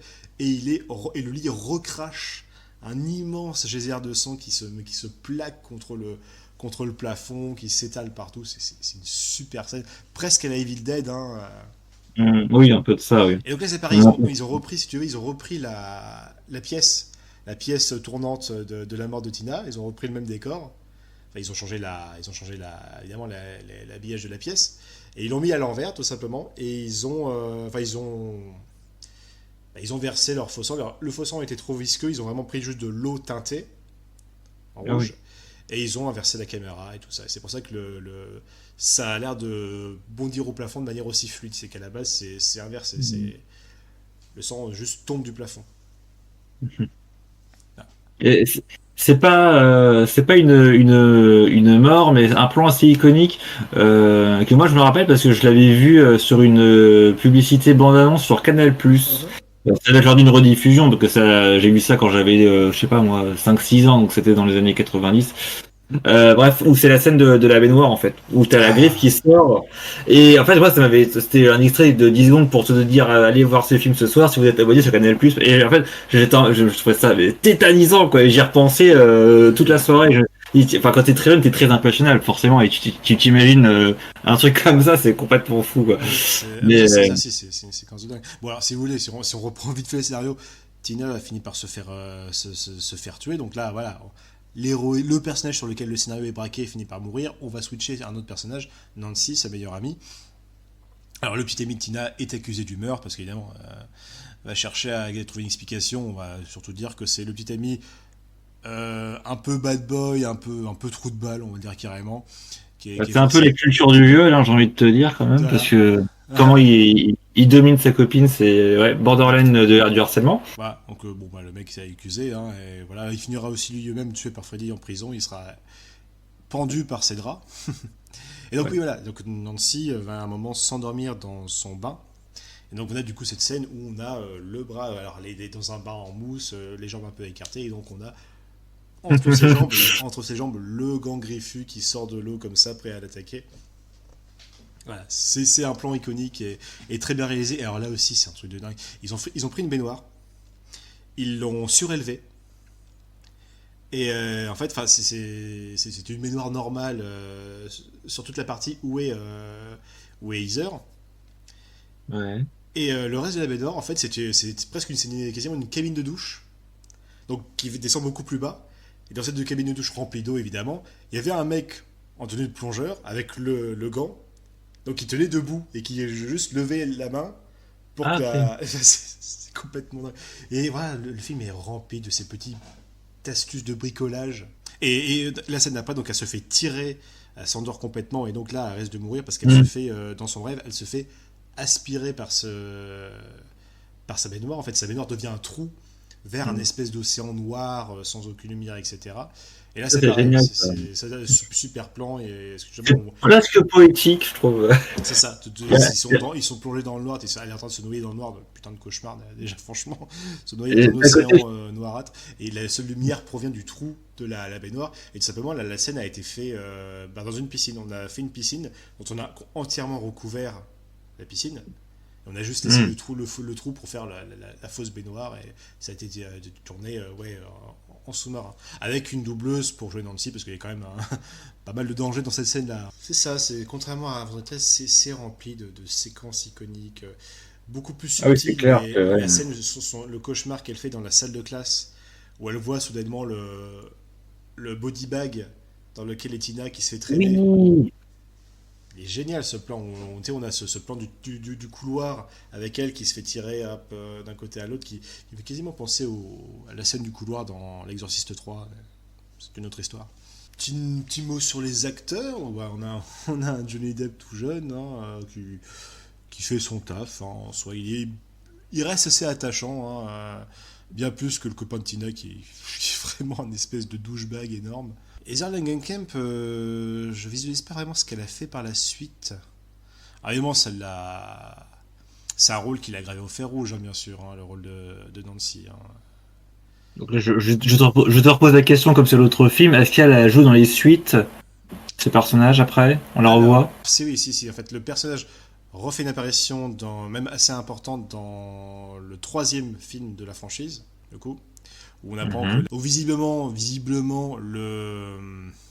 la scène de fin était bel et bien un rêve. Mais voilà, elle est devenue psychiatre dans le 3. Et surtout, on la reverra dans. Alors, autant il y en a beaucoup qui sont. Enfin, la qualité des films baisse au fur et à mesure de la franchise, mais le vrai dernier film de la franchise, je ne compterai pas le remake, hein, le dernier film de la franchise, bah, c'est Wes Craven qui est revenu là-dessus et qui se dit bah, je vais jouer avec les codes. Et le dernier film qui s'appelle Wes Craven's New Nightmare se passe dans la vraie vie véritable. Où en gros, Nancy joue, Heather Langenkamp joue son propre rôle. On voit Wes Craven, on voit Robert Englund, etc. Et en gros, dans cette histoire, ben, le personnage de Freddy commence un peu à impacter la véritable réalité, à se détacher du film. D'accord. Ah oui, et du coup tu les vois tourner les films en fait, c'est ça? Enfin, Et tu le vois, oui, bosser sur autre chose, etc. Enfin, c'est intéressant, ouais, ouais. ah, ok. Il y avait Et un truc un sinon, peu plus méta. elle a fait Ok. pas mal de documentaires. Elle a fait, voilà, elle a fait ouais, deux documentaires. Never Sleep Again, The Stream Legacy. Elle a fait un documentaire plus sur son personnage qui s'appelle I Am Nancy. Parce que c'est vrai elle a finalement été assez. Alors, c'est marrant, elle double aussi un petit poney dans New Generation. Voilà, je pose ça là. Faites ce que vous voulez de cette information. Mais Ok, ok. c'est vrai que voilà, c'est un peu le souci, c'est que bah, c'est la Final Girl des Griffes de la Nuit, mais elle s'est fait totalement voler la vedette par Robert Englund. Ah oui. C'est dommage, parce que c'est déjà une Final Girl bien plus intéressante que Alice dans Vendredi 13. Mais c'est vrai on connaît un peu plus de sa vie, quoi. On voit ses parents, on voit là cette romance avec son C'est ça, voisin romance, Johnny ses Depp. parents sont Côté, divorcés, son père est flic, sa mère est alcoolique, enfin, il y a tout un. oui, la mère, la pauvre. Oui. Ah, c'est intéressant pour eux. Puis elle a une personnalité. La grande star du film, c'est Robert Englund. C'est Freddy, justement. Et donc c'est assez amusant parce qu'à la base, ils voulaient, quand ils ont fait le cast pour ce personnage-là, ils voulaient un personnage beaucoup plus grand. Ils voulaient un personnage un peu plus imposant, pour le coup. Et alors, chose très marrante, parmi les. Alors, ils en avaient un, alors, je ne sais plus, j'ai plus le nom d'acteur, ils avaient un tout autre. Un tout autre acteur qui était choisi, mais il me semble qu'au final, ils n'ont pas pu. Il a dû avoir un problème de dernière minute et ça n'a pas pu se faire. Ils ont dû refaire un casting du coup. Et ils ont failli avoir Kane Hodder. Alors Kane Hodder, je ne sais pas si c'était quelque chose, mais Kane Hodder, bah, ça a été Jason dans les films les plus récents. Bah, D'accord. Jason a failli jouer Freddy. C'est assez ouf. Ouais, là-bas c'était David Warner, l'acteur David Warner qui devait faire Freddy. Ils avaient fait des tests de make-up, etc. Mais en fait, c'était par rapport à son emploi du temps où il y avait d'autres trucs de prévus, ça ne collait pas. Et finalement, ouais, ils sont tombés sur Robert Englund qui n'a pas vraiment le physique. Il me semble qu'il est quand même assez grand, mais c'est un stick lui pour le coup. Et c'est lui qui a beaucoup joué sur la gestion du personnage, puisqu'il s'est dit voilà, mon personnage c'est un tueur d'enfants à la base. Alors, tueur d'enfants, je ne sais pas si ça implique autre chose avec les enfants. Oui. Ça Je crois va? que dans le remake, il développe d'ailleurs Dans ce le truc-là. remake, ouais, dans le remake, ils en font. Je crois que dans le remake, il n'y a même pas de meurtre, c'est juste un pédo. Et c'est un petit peu dommage. Je préfère le côté aussi meurtre, ça donne un côté un peu plus iconique. Peut-être même limite virer la pédophilie, ou dans le sens où c'est juste un mec qui aime tuer des gamins, quoi. Donc c'est juste un. C'est juste le mal. Et ça, je trouve ça peut-être plus intéressant encore. Il faut savoir que. Alors, là, c'est le moment trivia. Wes Craven, il s'est basé sur plusieurs choses pour créer le personnage. Bon, alors déjà, un cas qu'il avait vu d'un adolescent qui est mort dans un rêve. Enfin, il refusait de dormir depuis très longtemps. Et quand finalement il s'est endormi, il est mort. Littéralement. On Ah l'a oui, entendu hurler et il est mort dans son sommeil. c'est C'est un affreux. vrai cas qui est arrivé. Et il s'est sinon inspiré de deux anecdotes d'enfance. La première, c'est quand il était gamin, il y avait vraiment quelqu'un dans sa classe qui s'appelait Freddy Krueger, je crois, et qui était un fucking bully. Et Mhm. donc il a récupéré le nom, tout simplement. Et sinon, l'autre anecdote un peu plus inquiétante, bah, c'était durant son enfance. Il s'était réveillé en pleine nuit. Alors je sais plus s'il avait entendu du bruit, il s'est juste réveillé spontanément. Et en regardant par la fenêtre il vit dans un espèce de petit immeuble, et en regardant par la fenêtre, il voyait un mec, une espèce de mec avec un chapeau qui marchait dans la rue, qui avait l'air visiblement un peu beurré ou un truc comme ça. Et soudainement, le mec s'est arrêté de marcher et il a direct levé la tête vers lui. Comme s'il savait exactement où est-ce qu'il se trouvait, hein. Et il est Mhm. resté pendant plusieurs minutes à le regarder. Alors le petit Wace a pris peur, il s'est détourné de la fenêtre, il a attendu, on ne sait combien de temps, il a essayé d'attendre un maximum avant de regarder à nouveau. Et le mec était toujours au même endroit, à le fixer. Oh putain. Et là, le mec a commencé à marcher. Tout en continuant à le regarder, il a repris sa route, mais en ne lâchant pas du regard. Et il a commencé à marcher vers l'entrée de l'immeuble. Et à essayer de rentrer dans l'immeuble. Et alors là, il a paniqué, il a réveillé toute la maisonnée, etc. Et puis finalement, quand ses parents sont descendus, le mec n'était plus là.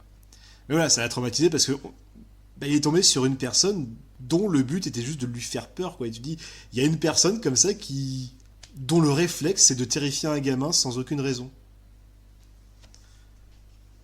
Et donc voilà, il s'en est inspiré pour ce personnage-là, et donc il a donné voilà, cette origin story d'un tueur d'enfants qui n'aura pas été condamné à suite à un défaut de procédure, et où les parents des victimes feront justice eux-mêmes et le brûleront vif.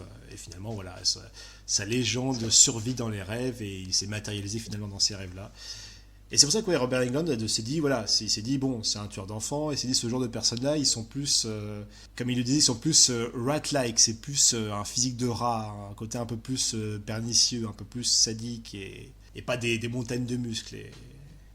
Et du coup, voilà, il a joué beaucoup sur ce style-là. Il a un côté beaucoup plus, peu dire, un côté beaucoup plus poseur. Et puis, c'est un méchant qui cause.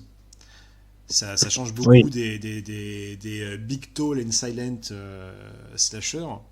Là, on est sur un mec qui a un peu plus de tchatch et qui semble vraiment prendre son pied à terroriser les gens. Mm. C'est la manière aussi là dont est conçu le personnage, finalement, le fait qu'il parle, le fait qu'on voit son visage qui est complètement déformé, mais il n'a pas de masque en tout cas. On voit que ça a été écrit effectivement complètement en opposition par rapport à, voilà, bon, on l'a dit, hein, les Jason, les Mike Myers, Leatherface. C'est, oui, voilà, encore une fois, on voit pourquoi le film est arrivé bien plus tard et en quoi il se distingue des précédents slashers. Mm. Ouais. Alors, c'est marrant parce qu'à la base, Robert Englund, il bossait dans la série V. Oui. Ouais, ouais, la série V, c'est une série de science-fiction un peu à la Fringe, D'accord. avec du coup des espèces d'extraterrestres reptiliens. Et ce qui est intéressant, parce que lui, justement, il jouait un gentil alien dans cette série, pour le coup. Et c'est vrai que ça a pas mal changé de la vision que le grand public avait de lui. Et ouais, c'est vraiment c'est un rôle qui l'a cimenté. Et Robert Englund, il est indissociable de Freddy à l'heure actuelle. Alors qu'il a fait pas mal d'autres choses, hein. Ah bon, pour moi, c'est. Les Griffins de la Nuit, ça reste. Ouais, pour moi, on est vraiment sur le film culte, je trouve. Oui, et moi je trouve que le film enfin c'est très rafraîchissant de le voir back to back juste après Vendredi 13. Enfin, tu vois que le film a une production plus léchée, il raconte plus de choses, il y a plus de décors, il y a plus d'effets spéciaux. Ouais. Le personnage, enfin, pour le coup, enfin, le méchant, même si du coup, le méchant du premier Vendredi 13, c'est pas vraiment Jason, bah, c'est un peu Ouais. particulier. Donc je peux pas vraiment comparer là pour le coup Jason à Freddy vu le peu de ce que j'ai vu, mais en tout cas Freddy fait vraiment, marque vraiment, il y a vraiment une impression. Et puis oui, moi j'aime bien la manière dont le film joue avec son spectateur, jusque dans sa séquence de fin. Mm. Et le film est très sympa de manière générale. C'est pas un chef-d'œuvre, mais en tout cas c'est un film bien produit, bien joué, très agréable. Et le côté fantastique permet vraiment aussi de se distinguer des meurtres un peu plus froids qu'on a dans Halloween, Mm. par exemple. Donc ouais, c'était très sympa. Je suis très content de l'avoir vu et je serais assez partant pour voir les suites de celui-ci, pour être honnête. Mhm. Ouais. Bon, tu vas peut-être un petit peu déçu. Comme dit, voilà. Ah, On rajoute peut-être beaucoup plus d'imagination, mais c'est vrai qu'on y perd un peu. Et ouais, je trouve que pour moi, c'est un peu le problème, c'est qu'on a la personnalité d'un réalisateur à un autre, la personnalité de Freddy sera de plus en plus surexagérée. Où à la fin, il fait des grosses beuh, il fait des jokes constantes, il va te rajouter un bitch à la fin de chaque phrase. Enfin, c'est. ah mais oui, c'est beaucoup parodié ça. Oui. Ouais, Mais voilà, c'était pas dans le premier film. c'est la Hmm. caricature dans Rick et Morty. Hmm. C'est vrai. Et j'ai revu parce que ça m'a donné envie de le revoir, l'épisode de l'Angry Video Game Nerd où il parle du jeu Ouais. vidéo et aussi il fait le bitch tout le temps en fait. Donc ouais, ça a beaucoup marqué les gens. Ouais. Ouais, mais bon, c'est assez dommage pour le coup. C'est du gaspillage, c'est un peu du mauvais usage de Freddy, je trouve. Mais bon, en tout cas, voilà. Si on compare Vendredi 13 et Les Griffes de la Nuit, enfin, celui de Wes Craven défonce celui de Shane Cunningham, il y a pas photo. Et après peut-être que, alors moi je pose la question Ça naïvement, a peut-être toujours que les été. suites de Vendredi 13 sont meilleures. On va dire que les Vendredi 13 sont plus ou moins réguliers. Tu vois, ils sont réguliers dans le côté un petit peu médiocre. Mhm. Donc en soi, t'es pas déçu en soi. Mais c'est vrai, ouais, on opposera très souvent les deux franchises, mais honnêtement, si tu te bases, enfin si tu retournes aux sources et que tu fais vraiment le premier film contre le premier film, il n'y a pas photo. Il n'y a pas photo. Il y a un film qui est fait par un réalisateur et un autre qui est fait par un producteur. Mhm. Enfin, c'est un peu méchant pour Cunningham, parce qu'il a fait quand même fait des bonnes choses, mais bon, c'est Wes Craven à côté, c'est Wes Craven. Et c'est marrant parce que encore une fois ils ont quand même collaboré ensemble à deux trois reprises là. Bon, tu l'avais dit, Mm. il a été producteur sur La dernière maison sur la gauche, donc qui était réalisé par Craven, produit en partie par Cunningham. Mais sur ce film-là aussi, en fait, j'ai appris que Cunningham était réalisateur de seconde équipe, qu'il a Mhm. réalisé certains des derniers plans de rêve qu'on voit dans le film. Ah oui, Donc c'est assez marrant de voir ça. bah après, il fait peut-être des bonnes choses quand il est bien guidé, hein, Cunningham. Il y a possible. Il fait peut-être partie de ce genre de personnes-là hein, qui ont besoin de se faire guider un peu. Mm. Et un autre truc là, on n'arrête pas de citer à droite, enfin j'arrête pas de citer Evil Dead, enfin toi aussi d'ailleurs, là aujourd'hui, mais il y a un extrait de Evil Dead Ah oui. dans ce film-là, dans le premier Freddy, sur la télévision à un moment. Bah, le personnage de Johnny Depp, Mhm. il regarde la télé, et ouais c'est Evil Dead, donc c'est rigolo. Effectivement, ouais. Et c'est rigolo, et à la base du truc, c'est que mais ça c'est très très connu, très documenté, c'est que dans Evil Dead, le premier, il y avait un moment où on voit l'affiche de euh, la colline a des yeux, voilà. Ouais. Donc un espèce de jeu entre les deux réalisateurs, ils se font des clins d'œil, Mhm. voilà, d'un film à l'autre. Ouais. Donc ouais, bon bah je pense qu'on a tous les deux aimé ce film, hein, dans tous les cas. Oui, c'était très sympa. Euh, on le reverra et on le conseille. Oui, ouais, clairement, Je parle pour toi, mais a priori, vu de ce que tu m'avais dit, ouais, je pense que ouais. t'as kiffé, ouais. Mm. Ce qui nous amène au film du 9e jour d'octobre. On reste dans les années 80, par contre, on fait un petit bond de 4 ans.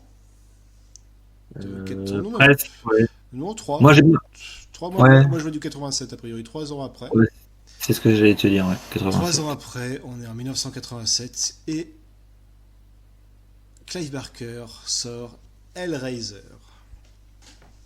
Alors, bon, Hellraiser, j'avais déjà fait une petite critique là-dessus enfin, l'année dernière. Il est parti mes 31 jours l'année dernière, mais honnêtement, voilà. Si je peux faire découvrir le film, honnêtement, bref. je suis prêt à en reparler. D'autant plus quoi, il y a ton avis en plus et ça rajoute un point de vue différent.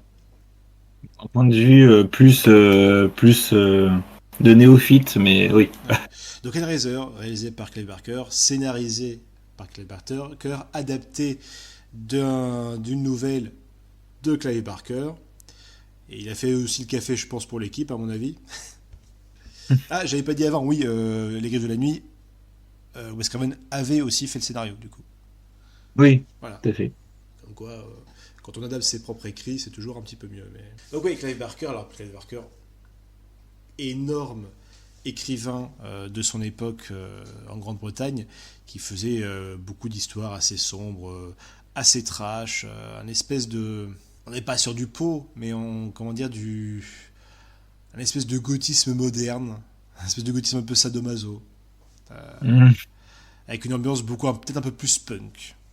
Et toujours une petite tendance à développer un peu son horreur, à vraiment créer une sorte de mythologie. Et voilà, parmi celles-là, on a la nouvelle The Hellbound Heart, avec voilà, pareil, l'histoire d'un criminel qui trouve une espèce de boîte à puzzle mystique et qui va invoquer une espèce de créature étrange. Et donc c'est Barker qui va lui-même s'y coller. Barker, c'est un mec qui n'a pas réalisé énormément parce que il a fait plein de choses. C'est un peintre, un illustrateur. Il a écrit des comics. C'est un écrivain évidemment avant toute chose. Par contre, niveau film, bah, il n'a pas fait grand chose. Il me semble qu'il a fait que 2 films, tout simplement. Ouais, non. Enfin, il a fait plusieurs courts métrages. Il a bossé un peu ouais, en producteur exécutif sur les suites d'Hellraiser. Si, il a quand même, ouais, il a fait Lord of Illusion en 95. Donc il s'est quand même un petit peu essayé. Mais c'est tout. Dernier film en 95, Lord of Illusion. Mhm. Et sinon, voilà, il avait fait Hellraiser. Et après, il a fait alors, Nightbreed ou Cabal en français. Et, et c'est justement Nightbreed. Ça l'a écœuré du monde du cinéma en général, hein, de l'industrie du cinéma. Et depuis après ça, il s'est dit plus jamais. Hein. Je sais pas, je n'ai pas vu Lord of Illusion, donc je ne sais pas ce qui l'a poussé à rempiler quand même. Mais ouais, après Cabal, il voulait vraiment plus rien faire. Il s'est dit bon, c'est pas pour moi. Je vais bosser de mon côté. Enfin, je vais faire mes trucs de mon côté. Et je laisse le cinéma à ceux qui acceptent d'être torturés par des producteurs véreux. Hein. Mais Hellraiser, voilà, il a planché dessus. C'est son petit bébé à lui et ça se sent. Dans les grandes lignes, ça nous raconte l'histoire d'un hédoniste, pour ainsi dire. Hein. Le mot est un peu faible peut-être. Un certain Frank qui va quelque part en Maroc, je pense, mettre la main sur une espèce de boîte, une espèce de puzzle cubique qui est censé lui ouvrir la porte vers tout un royaume de plaisir incroyable. Plaisir qui sera effectivement sans nul doute incroyable et original, mais de courte durée, puisque bah, il va se faire mettre en pièces. Il va se faire totalement être mis en pièces, façon puzzle, comme dirait l'autre. Et eh bien, la maison maintenant vacante sera peuplée par son frère, Larry, qui décide d'aménager avec sa seconde femme. Et, et autour de ça, il y a aussi sa fille issue d'un premier mariage, qui ne vit pas avec eux, mais qui vit un petit peu, un peu plus loin, mais qui va visiter la maison également. Et on va apprendre par plusieurs petits flashbacks que sa femme actuelle, Julia, a eu une aventure avec Frank, de son vivant. Et par un mauvais concours de circonstances, une blessure que s'est fait Larry durant l'éménagement va tomber sur le sol du grenier, où l'on sait, nous spectateurs, que c'est là qu'il y a eu que Frank est mort. ce qui va régénérer un espèce de Frank dégueulasse, décomposé, qui prendra contact avec Julia, qui sera prêt à lui apporter d'autres réserves de sang, à tuer pour lui, afin de le rendre vivant à nouveau et goûter à nouveau au plaisir interdit qu'il lui offrait de son vivant. Et en parallèle, on va suivre un peu, outre la descente progressive aux enfers de Julia, on suivra un peu donc la fille enfin la nièce au final de Frank, Kirsty, c'est ça si je me gourre pas. Ouais, c'est un prénom un peu Kirsty, c'est ça, particulier. Kirsty. Ouais. C'est ça, ouais. J'avais Kitty en tête, mais c'est les X-Men ça. Et donc Kirsty qui à côté de ça va finir un peu par découvrir le poteau rose et va, on va dire, mettre la main sur la boîte et contacter les mêmes créatures avec lesquelles Frank avait interagi. Et ce qui permettra un peu de régler toute l'histoire. Mais voilà, entre ce début et cette fin, il se passe beaucoup de choses. Alors toi, du coup, Check-in, qu'est-ce que tu en penses? Bah, très surpris, très agréablement surpris. Moi, c'est le film sur lequel j'en connaissais le moins là des trois qu'on a vu. Enfin, je savais vite fait le look là alors, c'est les Cénobites, on appelle ça. Enfin, ils ont tous une forme différente. Voilà, les Cénobites. Tranquille, Cénobites. j'ai envie de te dire. Mais en tout cas, le principal, celui Pinhead, je crois, hein. Même si le nom n'est pas cité dans ce film-là, mais tous Aucun, les, pardon. aucun d'entre eux n'a vraiment de nom en soi, c'est vraiment des petits surnoms par la suite que la production leur a rajouté par la suite. Ok. Et, euh, et même le terme de Pinhead n'est même pas présent dans le premier film. C'est vraiment dans Mhm. les autres films qu'on l'a crédité comme ça. Mais à la base, si tu veux son nom, bah, c'est Lead Cenobite, tout simplement. D'accord. Ah oui, le Cenobite en Le chef. Cenobite en Ouais. chef, et c'est tout. Ouais, c'est. Oui, enfin, en tout cas, ouais, le chef, j'avais déjà vu le visuel de trois, enfin, à deux, trois reprises par le passé. Et puis, toute cette scène de recomposition en stop motion, du corps, là, de Frank aussi, qui est vraiment, assez folle. En termes d'effets spéciaux, le film est plutôt sympathique. Et donc, ouais, bah, au final, ouais, c'est un film que je trouve, assez rafraîchissant dans ce milieu c'est pas un slasher, mais par rapport à ces films d'horreur de cette époque-là, parce que là on n'est pas avec un groupe d'adolescents, on est au sein d'une famille, quoi, en crise, en plus ou moins. Enfin, on va comprendre que tout n'est pas très rond dans cette histoire entre le frère disparu qui finalement trompe son frère avec sa nouvelle femme, la fille qui est pas tout à fait, qui voit pas d'un bon œil la belle-mère. Enfin, on sent que voilà, on a un environnement plus adulte, et puis rien que le fait que bah, le film finalement nous parle et d'adultère et de plaisir sadomaso, enfin voilà, c'est quand même assez particulier. Oui, Et en termes de de... recherche de l'interdit, de recherche du danger même, puisque Franck est clairement quelqu'un d'instable, Oui, mais mais il est pas auquel Julia ferme. va s'accrocher à tout prix. Et aussi, ce que j'aime bien, c'est que la réalisation est assez, c'est presque fait à l'essentiel. Ça va à l'épure, j'ai l'impression. Enfin, ça, à part qu'il y a quand même des scènes effectivement avec des effets spéciaux assez impressionnants, mais je trouve que c'est une mise en scène qui est un peu classieuse, qui essaye pas d'avoir des effets un peu tape à l'œil. Mhm. Et il y a un côté presque le Carpenter des débuts, bah voilà, encore une fois j'y reviens, Halloween ou Prince des Ténèbres, peut-être un peu Oui. plus dans cet esprit-là, tu vois. On a un décor très urbain, c'est vrai. Ouais, c'est ça, Mis à puis le part film les étranges décorations de Frank dans sa maison, enfin, telles qu'il la découvre au début, mais ils vont tout ranger par la suite. On reste vraiment sur un décor de maison assez classique.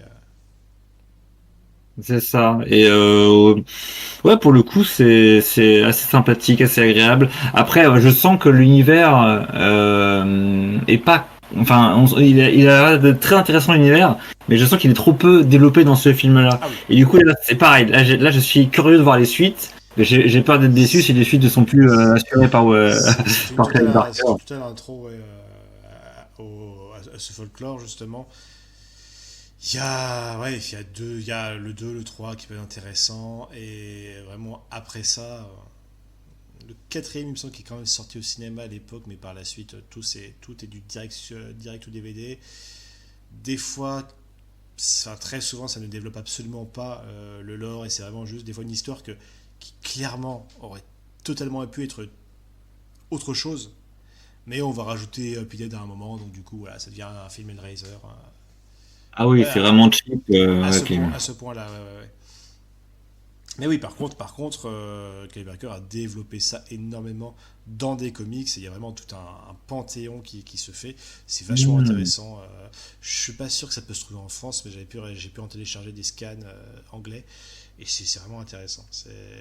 Donc, voilà, basiquement, les créatures, les antagonistes principaux, donc ces espèces de Cénobites, ce sont des espèces de démons, enfin, démons pour certains, anges pour d'autres, c'est eux-mêmes Et oui. qui se présentent ainsi.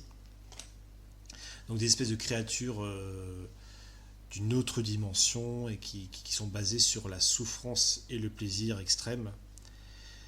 Et Hmm. alors ils ont un dieu également, on voit ça par exemple plus dans l'or, on en sait plus dans le 2. Le 2 développe un peu plus ça, mais voilà, ils ont un dieu, ils sont le gardien d'un certain équilibre en quelque sorte.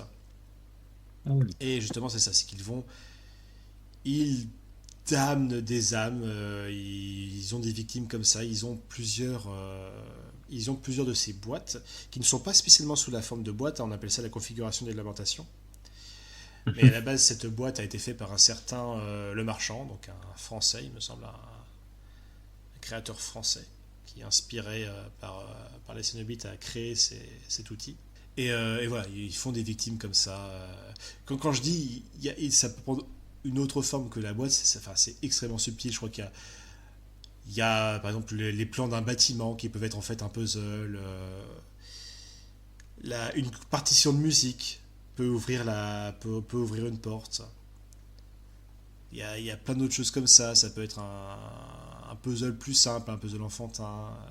Il me semble qu'il y a même un comics où c'est un boxeur qui va accidentellement. Enfin, après, il y a quand même une certaine volonté des fois derrière. Souvent, il faut un peu le vouloir.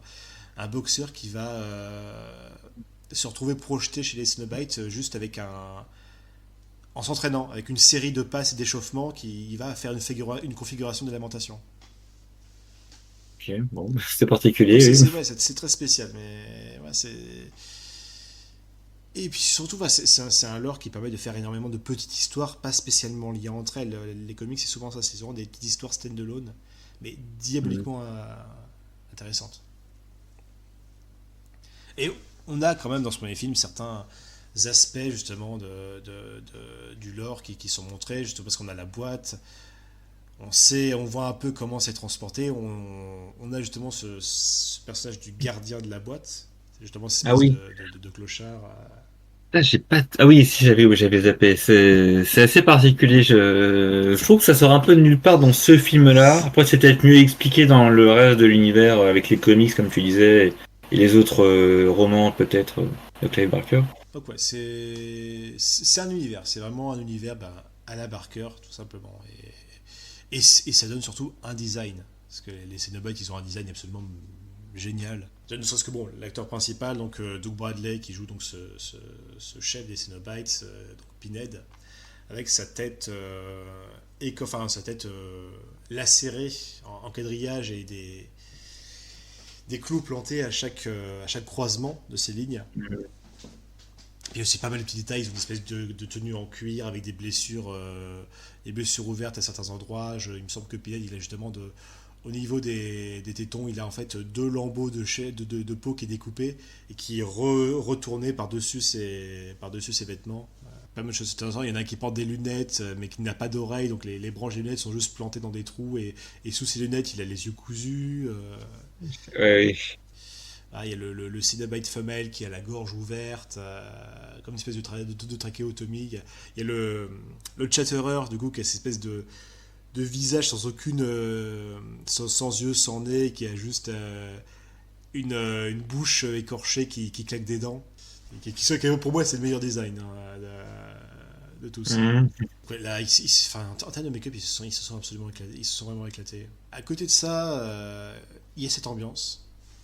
C'est cette petite ambiance justement très sombre, où on commence avec Mhm. Comme tu l'as dit au début, ce petit couple sans histoire, et très vite on voit que le vernis craque. Cet archétype de la famille moderne, on n'est pas sur l'American Way of Life des années 80. Là, on sent qu'on se rapproche plus des années 90 quasiment.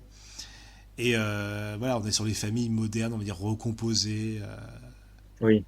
mais qui restent un peu dans cette espèce d'archétype. Et voilà, et le vernis craquait, et très vite on se rend compte qu'il y a pas mal de problèmes.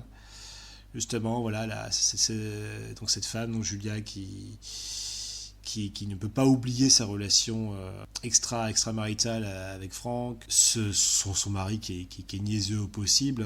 Tout est fait, je pense que tout est fait dans le film pour montrer que c'est un mec qui répugne totalement Julia, même si elle a un certain attachement, justement, par la suite.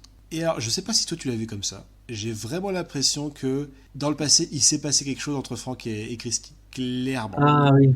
J'ai vraiment l'impression qu'il y a eu de l'abus ou pire. La réplique comme tout daddy. Ouais, clairement. Ah, il y a peut-être un truc, effectivement, ouais. Et le fait qu'il soit totalement détaché du reste de la famille, tu penses qu'à un moment il s'est passé quelque chose de grave. Après, faut dire aussi qu'il y a un côté malsain qui soigne de tout le film dès le début. Hein. Même quand tu n'as encore que quand la fille ne rejoint pas la maison, mais que t'as que j'ai oublié le nom des personnages, mais du coup. Le couple, oui. T'as aucune musique, t'as des chants contre chants, ils se parlent d'un bout à l'autre des escaliers, un est en haut et l'un est en bas. Enfin, tu sens que l'atmosphère fait quand même très très lourde aussi, le fait que en termes de design sonore, il n'y a pas grand chose en fait, et t'es juste là en train de les entendre parler et le truc comment dire, la femme n'a pas du tout envie d'habiter dans cette maison parce qu'en fait il déménage le truc, et le truc qui va la faire changer d'avis subitement, c'est quand elle découvre les photos de Frank, et on se dit il y a un truc vraiment pas clair, pourquoi tout d'un coup elle veut rester absolument c'est vrai qu'on est mal à l'aise, pas de manière pas outre mesure, hein, c'est pas non plus le dégoût absolu, mais il y a un léger doute en fait moi j'étais pas à l'aise sur le début du film, je me dis ouais c'est pas clair, on n'est pas serein parmi ce couple, ouais.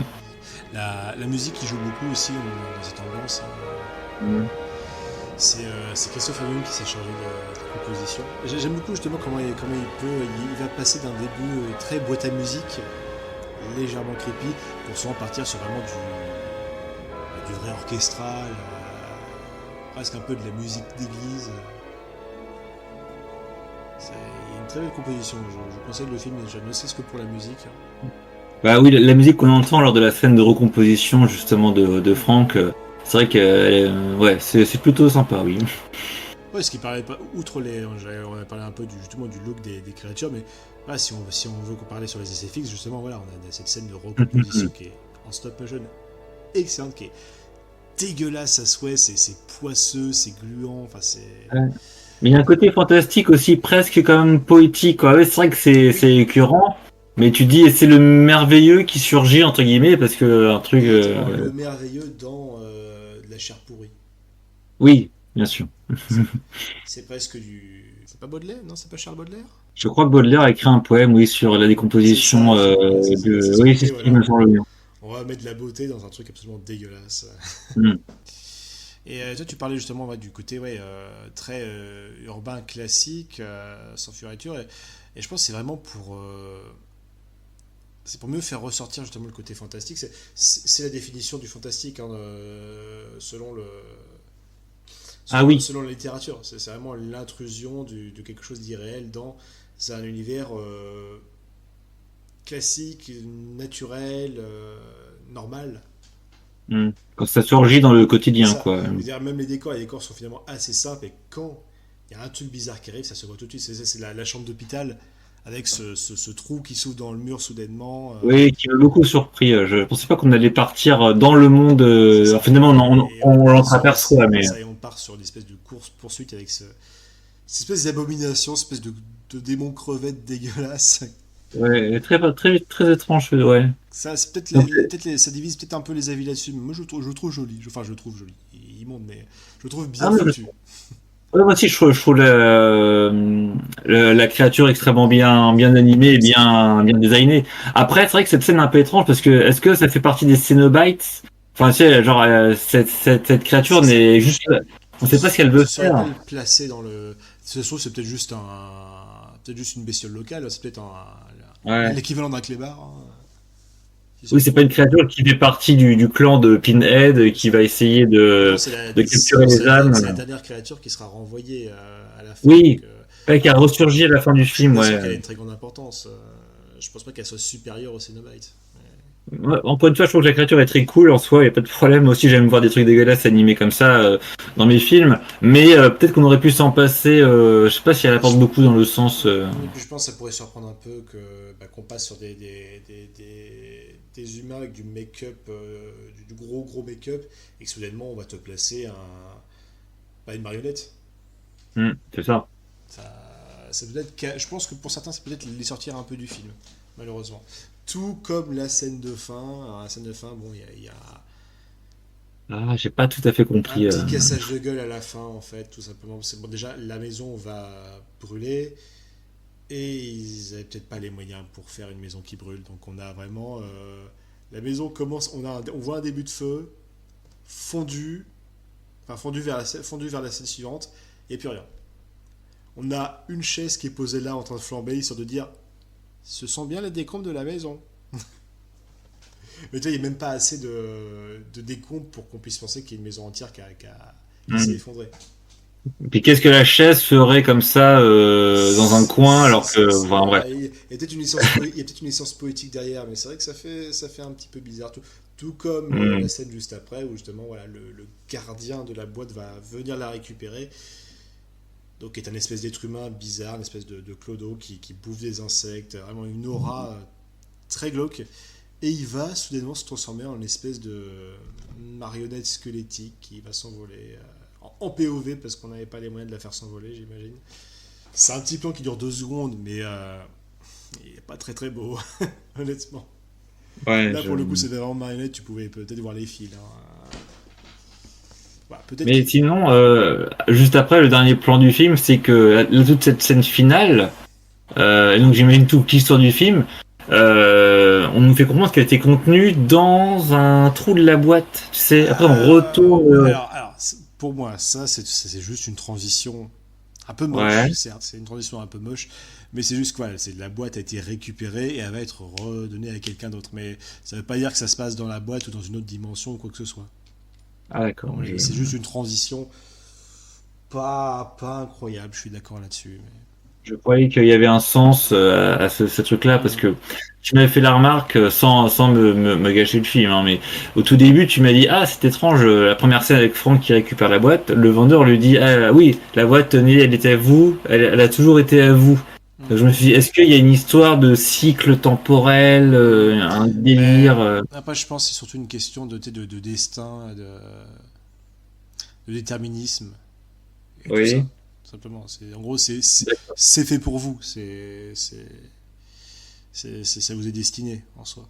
Vous êtes amené à la posséder à un moment de votre vie. C'est ça. Ok d'accord. Mais ouais, c'est vrai une fin un petit peu rushée, tout comme c'est assez étrange, que ouais, il y a une espèce de pacte, d'accord tacite qui se fait entre les Cénobites et Chrissy. Et finalement, à la fin, il essaie juste de l'attaquer avec des couteaux façon slasher. C'est vrai. Qui est un peu out of character. Après peut-être qu'ils veulent récupérer une âme en plus tant qu'à faire. Peut-être, mais je vois pas quel serait absolument l'intérêt là-dedans. Enfin, bref, peut-être la fin est un petit peu rushée. Je sais pas si c'est une question de budget. Enfin, le film a coûté 1 million. D'accord. Ah bah c'est ouais. Non, mais ça va. On va dire si on est sur quand même, on reste sur un petit budget années 80. Fin Hmm. années 80, je pense qu'on pourrait mettre bien plus d'argent dans un film. Oui. Un Bah, c'est un million, petit budget, un million, c'est un petit miracle c'est hein, même quand moins même. que le premier que de la nuit. Ouais, c'est à peu près dans les mêmes environs quoi. Mais Et par contre, ouais, il n'a emmagasiné que 14, 15, difficilement 15 millions. ouais, c'est pas le même carton quoi. On n'est pas sur le même carton, on est plus, ouais. Je pense que alors c'est pas un slasher, on entend bien. Mais je pense que le genre un peu du slasher et des personnages iconiques commençait un petit peu à s'essouffler à ce moment-là, je pense. Ou peut-être juste que bah, c'est un film british et que du coup on a peut-être un peu moins, on s'est moins intéressé. Mais en tout cas, à l'époque moderne, le film il est majoritairement de très très bon retour. Ouais. Ouais, j'ai l'impression que c'est un film qui s'est pas forcément fait remarquer à l'époque et qui a fait sa réputation un peu plus tardivement. comme beaucoup de films cultes. Hein. Et moi, j'en ai pas entendu parler très tôt hein, de ce film-là. J'ai découvert Il ça. a moins marqué la pop culture, je pense. Moi, je pense aussi. Même si bon, c'est pareil, là, en se renseignant pour l'émission, je découvre qu'il y a eu 9, 10 8 en direct ou VOD. Je me suis dit waouh, mais qu'est-ce que c'est que ce délire quoi. Vraiment, j'ai découvert ce pan de de l'horreur au cinéma. C'était ouais, bref. Je sais pas si tu as quelque chose à ajouter sur le film. Non, bah après, j'ai apprécié le voir. C'était intéressant. Là, des trois films qu'on a vus, je pense quand même que mon préféré des trois, c'est Freddy. Mais en vrai, il se défend extrêmement bien, hein, là, ce Hellraiser. Après, il y a une thématique et des personnages plus adultes, plus matures. Donc, les films jouent quand même pas tout à fait dans le même registre. Moi, je préfère le côté vraiment plus, j'allais dire fantastique, mais il y a aussi du fantastique dans Hellraiser. Mais ouais, le côté plus fantastique de Freddy. Le fait que ça parle des rêves et cette espèce de jeu entre la réalité et, voilà, encore une fois hein, comme une espèce de Matrix avant l'heure mais sur un plan de fantastique, pas sur un truc de science-fiction plus froid quoi. Mhm. Ouais. C'est vrai que si vous finissez par être un peu énervé des archétypes des personnages ados, Hellraiser, c'est une petite bouffée de changement quand même par rapport aux habitudes du genre. Et, euh, et justement, et aussi, je trouve très intéressant d'un point de vue un peu féministe, je trouve très intéressant justement la vision du film et de se concentrer sur l'antagonisme secondaire qui est presque principal par moment, qui est le personnage de Julia, parce qu'on aurait très bien pu elle juste, bah voilà, c'est la méchante, elle veut ressusciter son ancien amant et elle est diabolique et on va mettre plus de demi-teinte là-dedans, où justement elle a des hésitations, elle a des désaccords, elle a des tiraillements. Et c'est assez intéressant, on aurait très bien pu la faire beaucoup plus, lui donner qu'une seule facette. Et puis le truc c'est qu'on s'intéresse aussi à son passé, à son histoire. On a des flashbacks de sa relation avec Franck qui sont montés avec un montage, enfin il y a un montage alternatif avec le déménagement de la maison, le déménagement du lit et qui entraîne du coup le climax de ce montage alterné, c'est il se prend le clou dans la main C'est ça. qui va du coup permettre le début de la résurrection de Franck. Donc, oui, c'est vrai que si le film, encore une fois, je trouve que le film est extrêmement élégant dans sa mise en scène. Et enfin, on sent que c'est pas le même public qui est visé que sur un slasher. Tu vois, oui, encore une fois, il y a un côté plus adulte. C'est assez plaisant. Et alors si je vais finir avec une petite anecdote rigolote, j'en ai pas énormément jusque-là, mais petite anecdote à la con. Euh, Après le tournage du film, tout le monde avait fait une petite soirée, une petite fête, où tous ceux de l'équipe participaient. Et Doug Bradley, donc celui qui interprète Pinhead, durant toute la soirée, il s'est fait bouder par tout le monde. Il comprenait pas, il s'est dit putain merde, on a tourné pendant je sais pas combien de temps ensemble, personne me parle, je suis tout seul comme un con, ça me saoule. Et en fait, c'est que les gens ne savaient pas qui c'était. Parce que les gens ne l'ont toujours vu sur le tournage que en make-up. Et personne ne savait à quoi il ressemblait à la base. C'est triste. Donc il y en a qui disent mais c'est qui celui-là qui est dans le coin là tu le connais Et du coup, ça montre voilà, que le chef make-up a fait un assez bon boulot. Un film, ouais, donc qu'on a tous les deux aimé, Oui, je pense, oui. que moi je conseille et que je reverrai. Et bah pareil. J'ai revu beaucoup de fois d'ailleurs récemment, j'imagine. C'est vraiment un film, comme tu disais, tu aimerais faire découvrir ce film à des gens, et ouais, je te rejoins là-dessus. C'est vraiment un film qui mérite d'être plus connu. Bon, je pense qu'il l'est par les spécialistes absolus de l'horreur et des films de genre en général. Mais voilà, c'est vrai que quand on pense aux créatures, au design iconique des films d'horreur, ouais, on va pas tout de suite penser aux créatures de Hellraiser. Et enfin, les créatures sont intéressantes, le design est intéressant, intéressant, mais c'est surtout ce que le film raconte, surtout cette thématique de l'adultère. Enfin, il y a un truc très intéressant, c'est très, j'allais dire presque excitant. Enfin, il y a un côté, on a envie de découvrir cet univers et voilà, et quelque part, oui, vraiment, je vais donner l'impression que je m'acharne dessus, mais je trouve ça plus intéressant que Vendredi 13 en fait, tu vois. Donc ouais, j'encourage les gens à découvrir Hellraiser, en tout cas au moins ce premier film, je peux pas parler pour les suites. Ouais. C'est vraiment vraiment intéressant. Ce qui me fait penser qu'on n'a donné aucune note au film précédent. Pour Vendredi, Ah oui. pour Vendredi 13, je te mettrais un enfant hydrocéphale sur 20. Hein. Aussi, Et quant à Nightmare on Elm Street, eh bien écoute, je mettrais une petite nuisette de nuit transparente sur 20. pour Vendredi 13, ce sera le sur 20, voilà, parce que ça m'a quand même un peu marqué. Et pour euh, pour Nightmare Elm Street, eh ben, ce sera les petites filles qui font de la corde à sauter sur 20, voilà. Et Et pour oui. pour ce Hellraiser, je mettrais un puzzle humain sur 20. Ah. Moi, ce sera rat cloué au mur sur 20. C'était dégueulasse. Mais c'était des fours. Oui. Alors que, anecdote à la con de dernière minute, attention, je préviens quand même, Vendredi 13 contient un serpent décapité, un véritable Ah serpent, oui, oui, j'avais véritable oublié serpent ça. décapité à la machette. Vous Ouais, êtes on le voit, enfin. amis des animaux rampants, s'abstenir. Voilà, bah écoute, ça conclut notre leçon du jour. Hein. Ça n'est pas spécialement exhaustif, mais disons que Non, bah, il y a c'est un bon début pour s'introduire au genre. Pour les jours suivants, ce que je propose, c'est que l'on part sur on va dire un de mes styles et une de mes icônes horrifiques préférées, et que l'on consacre les jours 10, 11 et 12 à la figure du lycanthrope, du garou. Moi j'ai envie de voir du garou. Parce que celui qui n'a jamais été seul au moins une fois dans sa vie, toi-même tu sais. Voilà. oui, Garou, c'est mon jeu de baston préféré sur Neo Geo. Ouais. Quoi? Ah, tu te renseigneras. Eh ben écoutez, hop, on se reverra très bientôt pour les prochains jours, où assurément de nouvelles péloches pleureront. À la prochaine tout le monde. Ciao tout le monde.